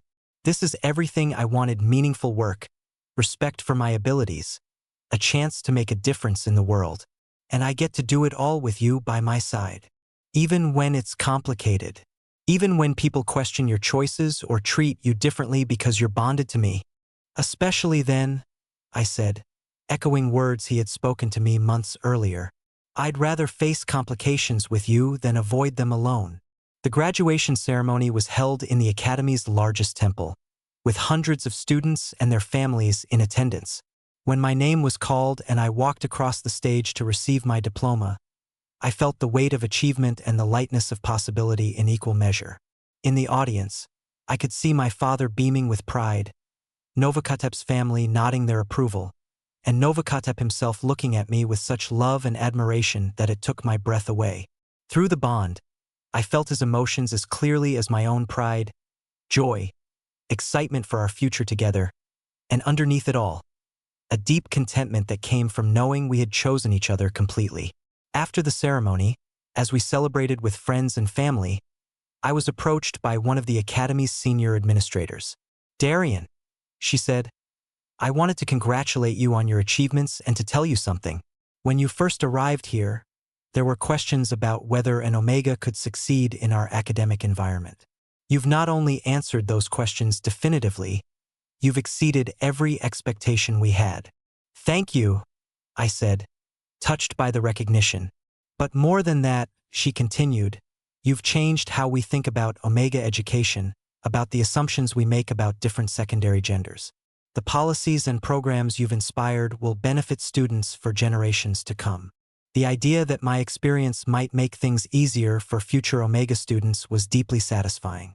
If my struggles and successes could pave the way for others to pursue their dreams without having to hide their nature, then every challenge had been worthwhile. As the evening wound down and the celebration gradually dispersed, Novakotep and I found ourselves alone on the same terrace where we had shared our first kiss years earlier. The pottery piece we had created together during our courtship sat between us on the railing, weathered now but still intact, still beautiful in its simple honesty. "Any regrets?" he asked, echoing a question that had become something of a ritual between us. "None," I said, meaning it completely. "This is exactly the life I would have chosen if I had been brave enough to imagine it." Even knowing what you know now about the complications, the challenges, the way people react to us, especially knowing all of that, the complications prove that what we have is real and significant. Easy things don't require courage or commitment. Difficult things do. He smiled, that slow, warm expression that had first made me fall in love with him. I was thinking the same thing. If someone had told me 5 years ago that I would bond with a scholarship student half my age and be happier than I'd ever been in my life, I would have thought they were insane. And now I know that the best things in life are the ones you never see coming. The ones that challenge everything you thought you knew about yourself and what you wanted. As we sat together in the warm evening air, watching the Nile flow past in the moonlight, I thought about the journey that had brought us to this point. From that first terrifying day when I thought my life was over because I wasn't who I thought I was, to this moment of complete contentment and anticipation for the future. "I love you," I said, words that had become as natural as breathing but never lost their power to move both of us. "I love you too," he replied. "My Omega, my mate, my partner in everything that matters." The future stretched out before us, full of possibility and promise. There would be challenges, there always were, but we would face them together as we had faced everything else. And whatever came, I knew that I had found my place in the world, not despite being an Omega, but because of everything that made me who I was. The scholarship to the Temple Academy of Ammonius had changed my life in ways I never could have anticipated. But the greatest transformation hadn't come from the education or the opportunities it provided. It had come from learning to embrace my true nature, to value my own worth, and to choose love over fear at every critical moment. As we finally rose to head back to our apartment, to our shared life and our shared dreams, I felt nothing but gratitude for the path that had led me here.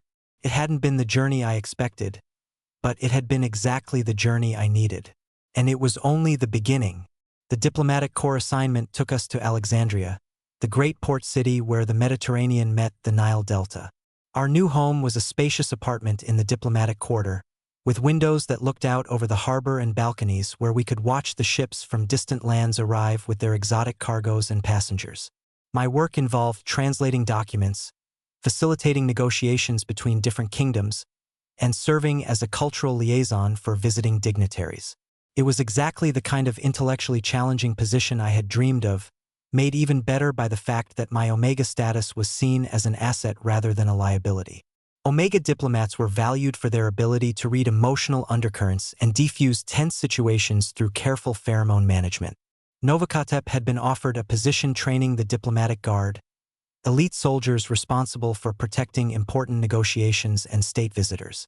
His reputation from the academy had preceded him, and he quickly established himself as one of the most respected instructors in the Corps. Our first major challenge came 6 months into our new positions, when we were assigned to facilitate a complex trade negotiation between Egypt and a delegation from the northern kingdoms. The talks had been stalled for weeks over territorial disputes and trade route access, with neither side willing to make concessions.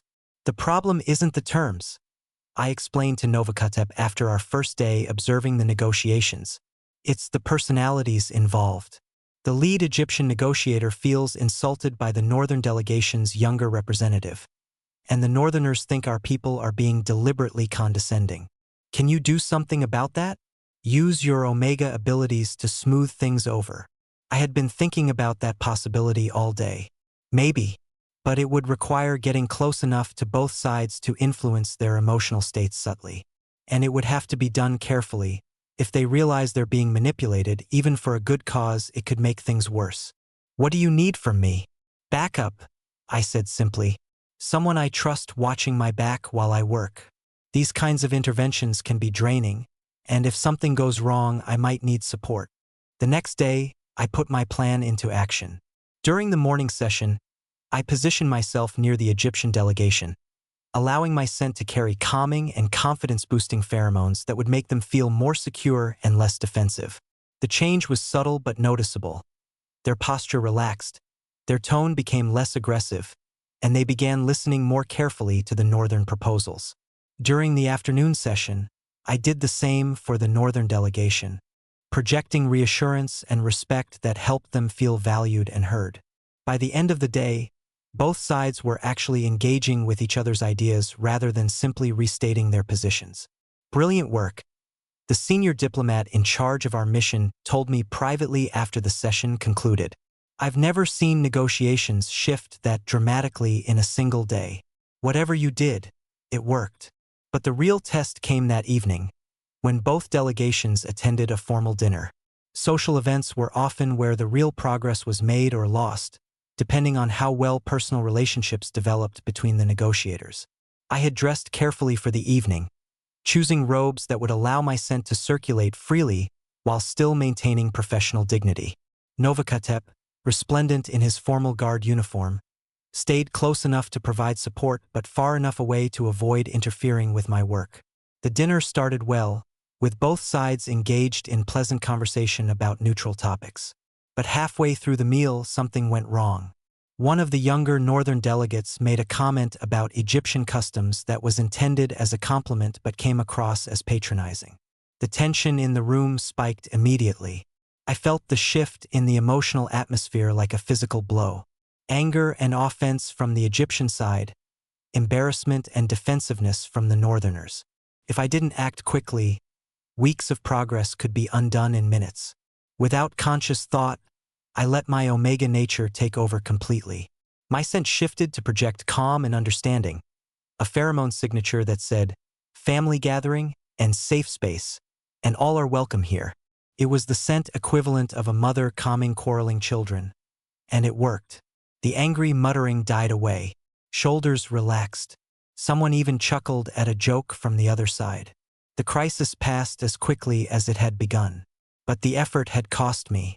By the time the dinner ended, I was swaying on my feet, exhausted from the sustained pheromone manipulation.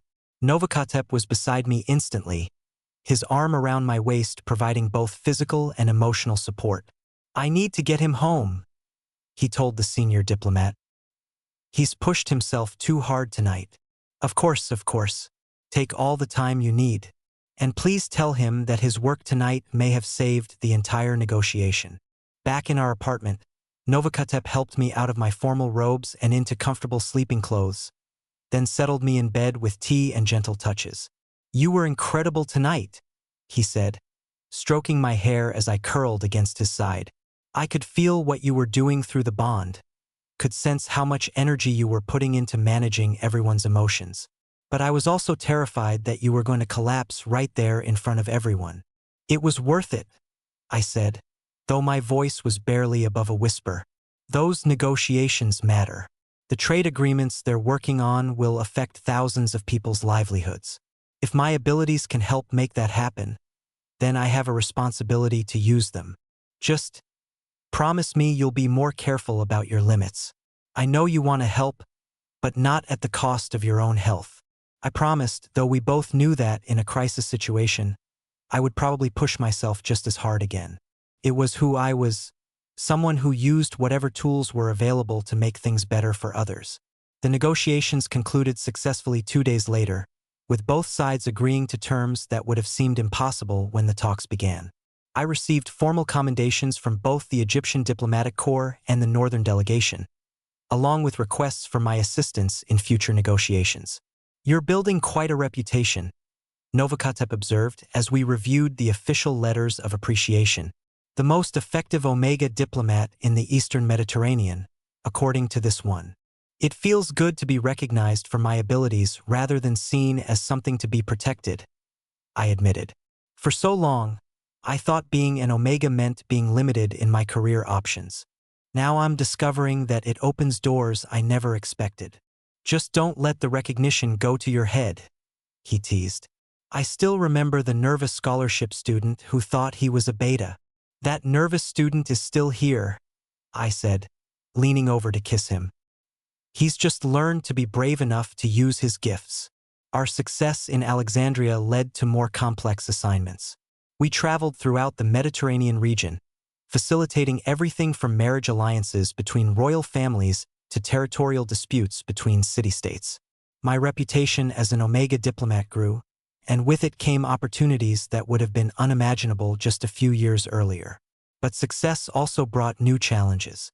The more visible our work became, the more attention we attracted from people who disapproved of our relationship or questioned my abilities. You're too dependent on your mate, a senior Alpha diplomat from Thebes told me bluntly during a particularly difficult assignment in Cyprus. Real diplomacy requires objectivity, not emotional manipulation. And having your Alpha constantly hovering nearby sends the wrong message about Omega capabilities. The criticism stung partly because it contained a grain of truth. Novakotep and I did work closely together, and our bond did make me more effective in some ways. But it also suggested that my successes were somehow illegitimate because I had support.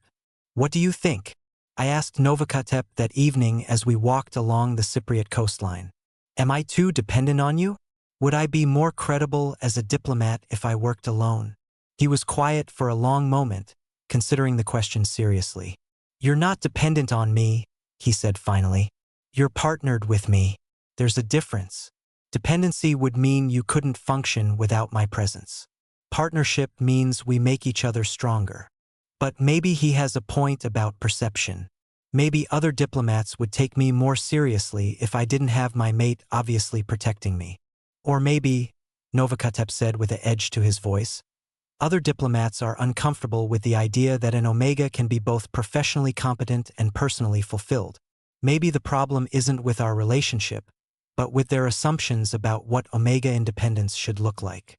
He was right, I realized. The criticism wasn't really about my effectiveness or my abilities. It was about discomfort with the idea that I could be both bonded and autonomous, both supported and independent. I'm not going to apologize for having a partner who enhances my abilities, I said, feeling a familiar surge of determination. And I'm not going to pretend to be alone just to make other people more comfortable with my success. Good, he said firmly, because you shouldn't have to choose between professional achievement and personal happiness. Anyone who suggests otherwise is someone whose opinion doesn't matter. The Cyprus assignment ended successfully, as most of our missions did, but the encounter with the critical diplomat stayed with me. It highlighted ongoing tensions in how Omega professionals were perceived and evaluated. Those tensions came to a head during our next major assignment, a complex multi-party negotiation in Rome involving Egyptian, Greek, and Roman representatives discussing shipping rights in the Eastern Mediterranean. It was the most prestigious diplomatic assignment of my career, but it was also the most challenging.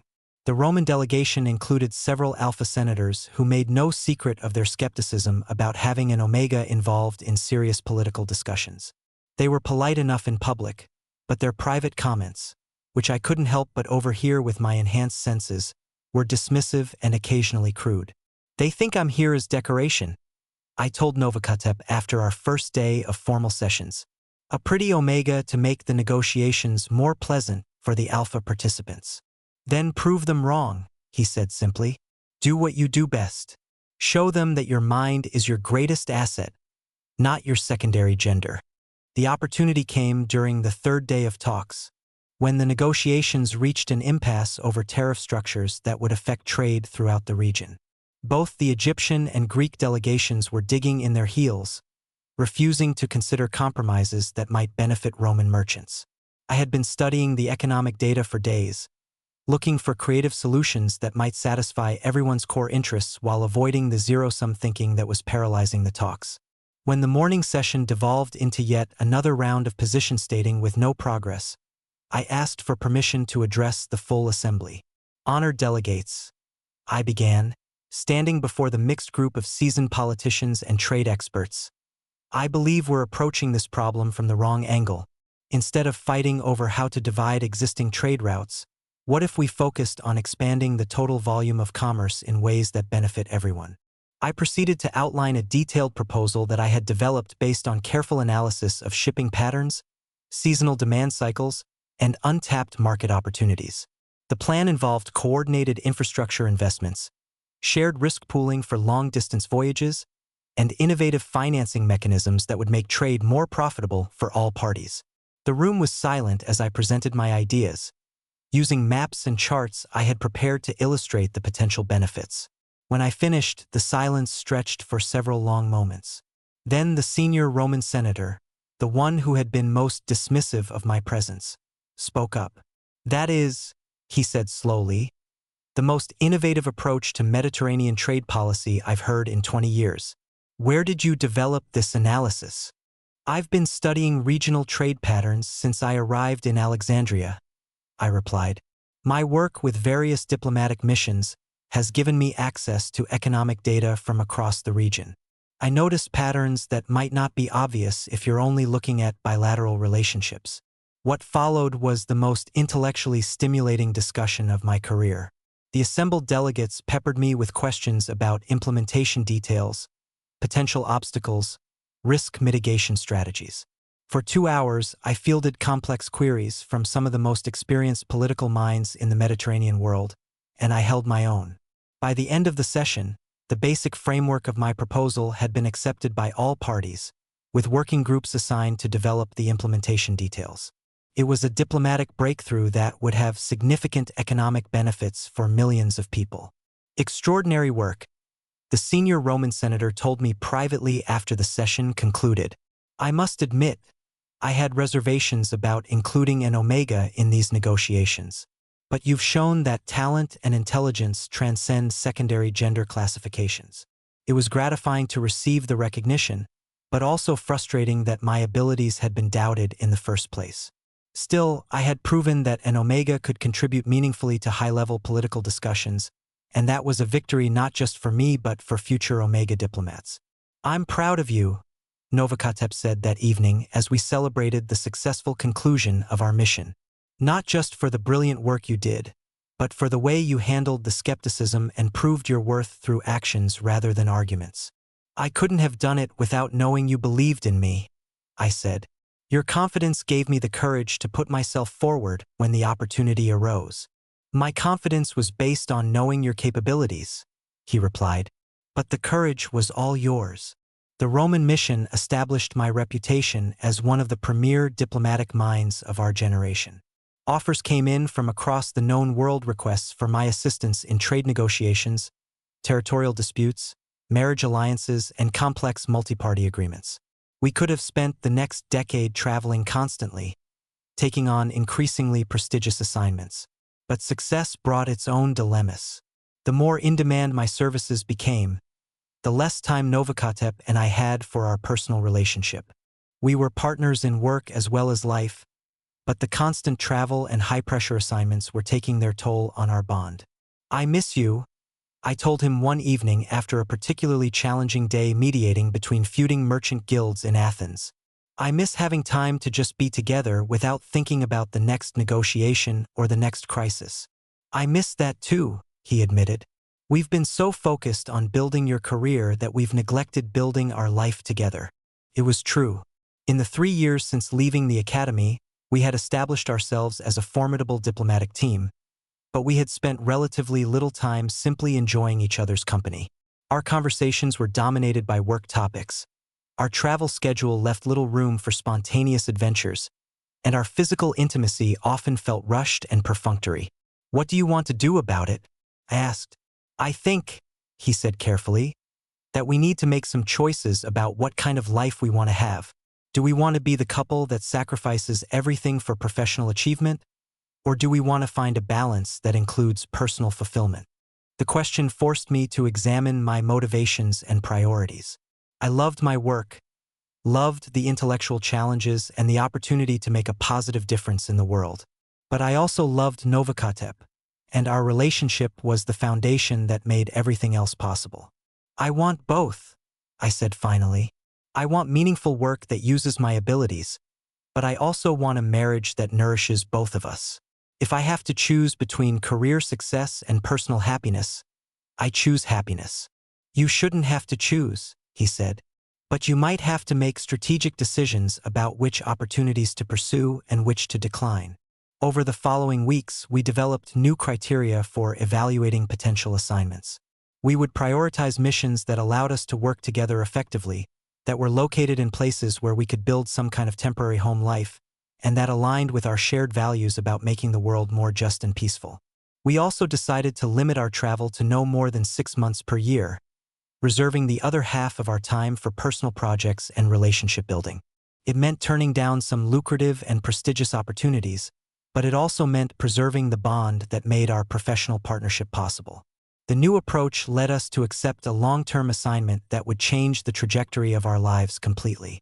The Egyptian Diplomatic Corps offered us a permanent posting to Crete, where we would serve as resident diplomats facilitating ongoing relationships between the island kingdom and various mainland powers. Crete was perfect for our needs, strategically important enough to provide interesting work, but stable enough to allow for predictable routines. The island's complex political situation, with various city-states maintaining semi-autonomous relationships with each other and with outside powers, would provide plenty of opportunities for mediation and negotiation. It feels like coming home, I said as our ship approached the harbor at Knossos, the island's principal city. The Mediterranean sparkled in the afternoon sun, and the terraced hillsides were green with olive groves and vineyards. A home we choose together, Novakotep agreed, his arm around my waist as we stood at the ship's rail. Not assigned to us by academy administrators or diplomatic supervisors, but selected because it suits our needs and goals. The house provided for us by the diplomatic service was larger than anything we had lived in before. A sprawling villa overlooking the sea, with multiple rooms for offices and entertaining, private gardens where we could grow our own herbs and vegetables, and a workshop where I could pursue artistic interests that had been neglected during our years of constant travel. We could be happy here, I said as we explored our new home for the first time. Really, truly happy. We could, he agreed. We could build the kind of life we've been talking about but never had time to create. Settling into Cretan life proved to be one of the most satisfying experiences of our marriage. The work was intellectually stimulating but not overwhelming, leaving time for personal pursuits and relationship building. The local culture was welcoming to foreigners, and our status as a bonded pair was seen as exotic but not problematic. I established a routine that balanced diplomatic responsibilities with personal interests. Mornings were devoted to official duties, meeting with local officials, reviewing trade agreements, preparing reports for the diplomatic corps in Alexandria. Afternoons were reserved for less formal activities, exploring the island's history and culture, developing relationships with influential families, pursuing artistic projects that brought me joy. Novakotep thrived in the new environment as well. His security responsibilities were important but manageable, and he had time to develop interests in local agriculture and craftsmanship. He began learning traditional Cretan pottery techniques from local artisans, creating beautiful vessels that reminded me of our courtship days at the academy. You seem different here, I observed one evening as we shared dinner in our private garden, surrounded by the scents of jasmine and lemon trees. More relaxed, more yourself. I feel like I can breathe here, he said. For the first time in years, I'm not constantly worried about the next crisis or the next assignment. I can just be present in our life as it is. Do you miss the excitement? The high-stakes negotiations and international intrigue? Sometimes, he admitted, but not enough to trade this contentment for that adrenaline. What about you? Do you miss being the famous Omega diplomat, sought after by kingdoms across the Mediterranean? I considered the question honestly. There was a part of me that missed the recognition and the sense of being indispensable. But that was a small part compared to the satisfaction I felt in our daily life together. I miss feeling important to world events, I said, but I'd rather be essential to your happiness than impressive to distant rulers. You are essential to my happiness, he said, reaching across the table to take my hand. More essential than you probably realize. That conversation marked a turning point in our relationship. For the first time since our bonding, we were able to focus entirely on each other without the distractions of career pressures or travel schedules. We rediscovered the simple pleasures of domestic life, cooking meals together, working in the garden, reading by the fire in the evenings. Our physical relationship also deepened during this period. Without the exhaustion of constant travel and high-pressure work, we had energy to explore each other's bodies and desires with the patience and attention they deserved. My heats became celebrations rather than ordeals, times when we could focus entirely on the pleasure and connection they brought. I love watching you in heat here, Novakatep told me during one particularly intense cycle. In our own home, in our own bed, with nothing to worry about except each other. This is how it was always meant to be. He was right. The frantic edge that had characterized my earlier heats was gone, replaced by a deep, satisfying warmth that built gradually and peaked in waves of connection and pleasure. I felt safe enough to let go completely, to trust him to care for me without reservation. The stability of our Cretan life also allowed us to discuss topics that had been too sensitive or uncertain to address during our more chaotic years. The most important of these was the question of children. "I've been thinking about pups," I said one morning as we worked together in the garden, planting herbs for the coming season, about whether we want them, when we might be ready, what kind of parents we would be. Novakatep paused in his weeding, his expression thoughtful. "I've been thinking about that too. Do you want children?" "I think I do," I said carefully. "Not immediately, but someday. I want to experience pregnancy and childbirth, to raise children who grow up knowing they're loved and valued." "But only if you want that too." "I do want that," he said. "I want to see you carry our child. Want to teach our pups about the world. Want to build a family that reflects the love we have for each other. But like you said, not immediately. I want us to be completely secure in our relationship first." "How will we know when we're ready?" "When the idea of being responsible for small lives feels exciting rather than terrifying," he said with a smile. "When we've built enough stability that we can focus on their needs without sacrificing our own well-being." "Do you think that will happen?" "The stability, I think it's already happening," he said, gesturing to our garden, our home, our peaceful morning routine. "We're building the kind of life that could support a family. Not just financially, but emotionally and practically." The conversation about children continued over the following months, becoming more specific and detailed as we explored our hopes and concerns. We discussed everything from childcare arrangements to educational philosophies, from family traditions we wanted to maintain to new customs we wanted to establish. By our 5th anniversary, we had reached a decision. We were ready to start trying for children, ready to expand our family and embrace the new challenges and joys that would bring. "Are you sure?" Novakatep asked on the night we decided to stop using the herbal contraceptives that had prevented pregnancy during our early years together. "Once we do this, there's no going back to just being the two of us." "I'm sure," I said, settling into his arms in our marriage bed. "I want to create new life with you. Want to love children who are part of both of us. It feels like the natural next step in our journey together." When he claimed me that night, when we joined together with the explicit intention of creating new life, it felt like crossing another threshold in our relationship. The physical sensations were familiar, but the emotional weight was entirely new, the conscious decision to become creators as well as lovers. Conception didn't happen immediately, which gave us time to prepare practically and emotionally for the changes that pregnancy would bring. We modified our work schedules to ensure more time at home, prepared one of our spare rooms as a nursery, and discussed how we would balance parental responsibilities with our professional duties. When I finally missed my first heat cycle, when the test confirmed what we had both hoped and suspected, the joy was overwhelming.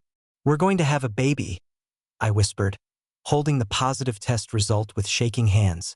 "We're going to be parents." Novakatep's response was to sweep me into his arms and spin me around our kitchen, both of us laughing and crying at the same time. Through the bond, I could feel his elation mixing with mine, creating a feedback loop of pure happiness. "When?" he asked when he finally set me down. Based on my cycle, probably early spring. March or April.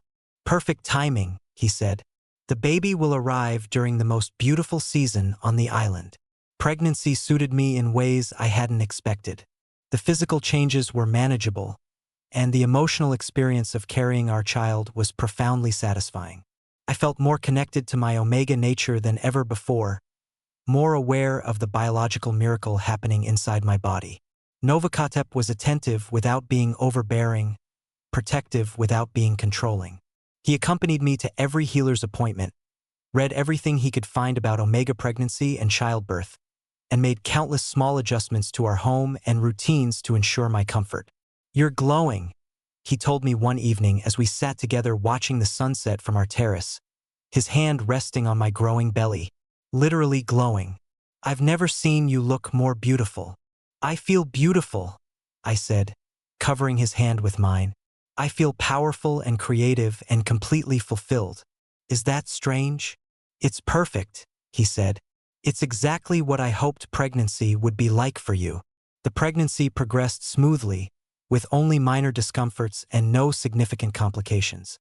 By the 7th month, when my belly was round and prominent, I had to reduce my diplomatic activities somewhat, but I continued working on projects that could be handled from home. "You're still the most effective negotiator in the Eastern Mediterranean," the regional diplomatic coordinator told me during one of his visits to Crete. "Even working part-time from your villa, you've resolved more disputes this year than most of our full-time staff." It was gratifying to know that my reduced schedule hadn't significantly impacted my professional effectiveness. The skills I had developed over years of diplomatic work were becoming more refined and efficient, allowing me to accomplish more with less effort. As my due date approached, we made final preparations for the birth. A skilled midwife had been engaged, our nursery was ready, and we had arranged for Novakotep to take extended leave from his duties to support me during the immediate postnatal period. "Are you nervous?"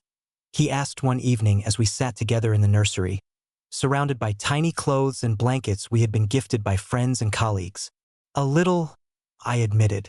"About the pain, about whether I'll know how to care for a newborn, about how our lives will change. But mostly I'm excited. I can't wait to meet our child, to see what they look like, to discover their personality." "I'm nervous too," he said. "About being a good father, about protecting you both, about providing everything our family will need. But like you said, mostly excited." Labor began on a warm spring morning, with gentle contractions that gradually intensified throughout the day. The midwife arrived in the afternoon and confirmed that everything was progressing normally. "First births often take time," she said reassuringly. "Your body knows what to do, even if your mind is uncertain." Novakotep stayed by my side throughout the entire process, offering physical support during the difficult moments and emotional encouragement when my resolve wavered. Through the bond, I could feel his strength and love, could draw on his confidence when my own faltered. After nearly 18 hours of labor, our daughter was born just as the sun was setting over the Mediterranean. She arrived with a lusty cry that announced her healthy lungs and strong spirit, her tiny fists waving as if she was already prepared to take on the world. "She's perfect," Novakotep breathed, his voice thick with emotion as the midwife placed our daughter in his arms. "Absolutely perfect." Looking at my mate holding our child, seeing the wonder and love in his expression, I felt a completeness I had never imagined possible. This was what we had been building toward through all our years together. Not just professional success or personal happiness, but the creation of new life that would carry our love into the future. "What should we name her?" I asked, exhausted but exhilarated by what we had accomplished. "Naya," he said without hesitation, "after the water nymphs who bring good fortune to those who honor them. She was born beside the sea, and she'll grow up knowing the freedom and strength that water represents." Naya. It was perfect, a name that honored both our Mediterranean home and our hopes for our daughter's future. The weeks following Naya's birth were a blur of feeding schedules, diaper changes, and sleepless nights, but also of overwhelming love and wonder. Watching our daughter grow and change day by day, seeing her begin to recognize our faces and respond to our voices, was more rewarding than any diplomatic success I had ever achieved.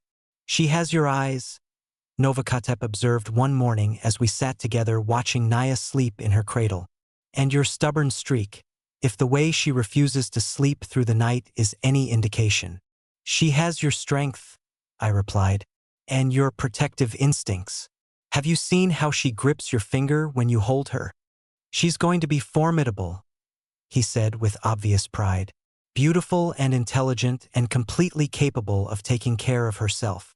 Just like her parents intended," I said, leaning against his shoulder as we watched our daughter sleep.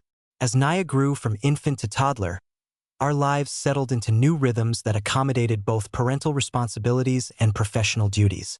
I returned to diplomatic work gradually, taking on assignments that could be handled locally or through correspondence, while Novakatep adjusted his security duties to ensure that one of us was always available for childcare.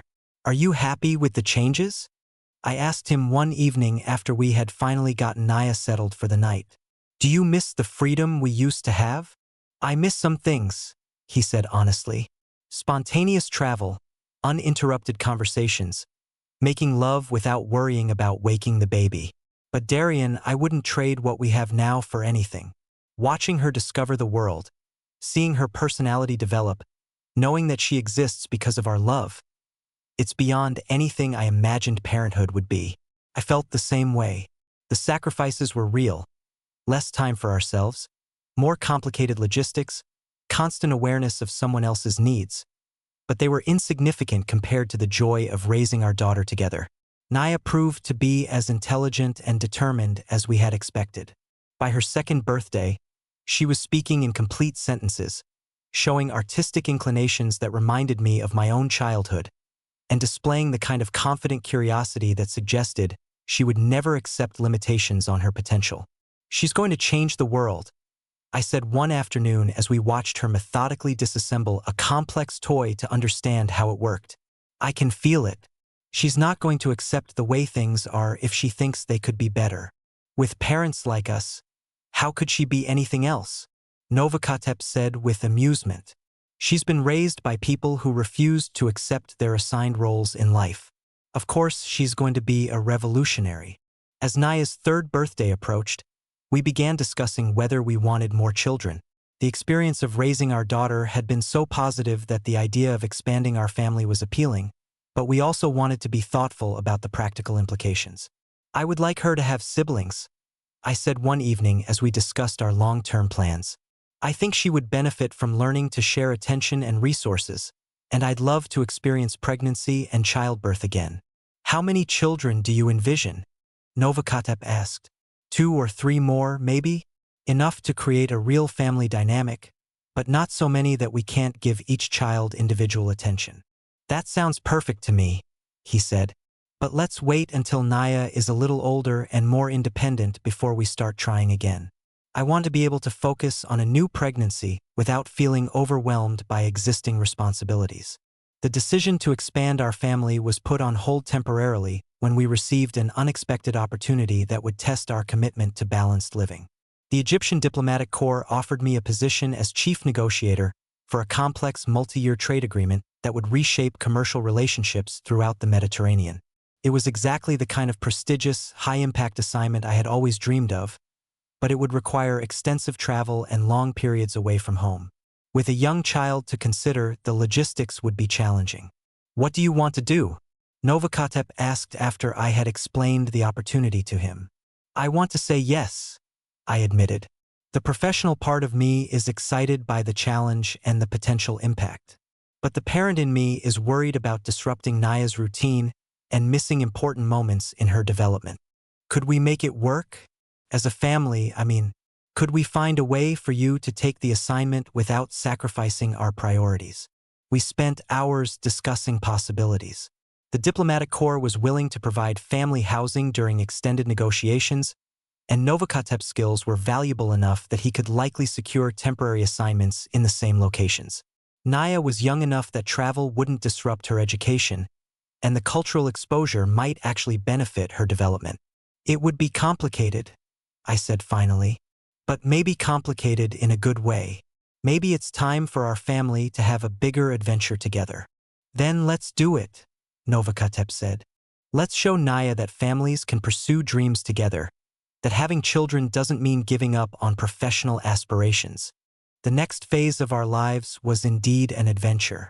Over the course of 3 years, we traveled together throughout the Mediterranean, with Naya experiencing more cultures and languages by age 6 than most people encountered in a lifetime.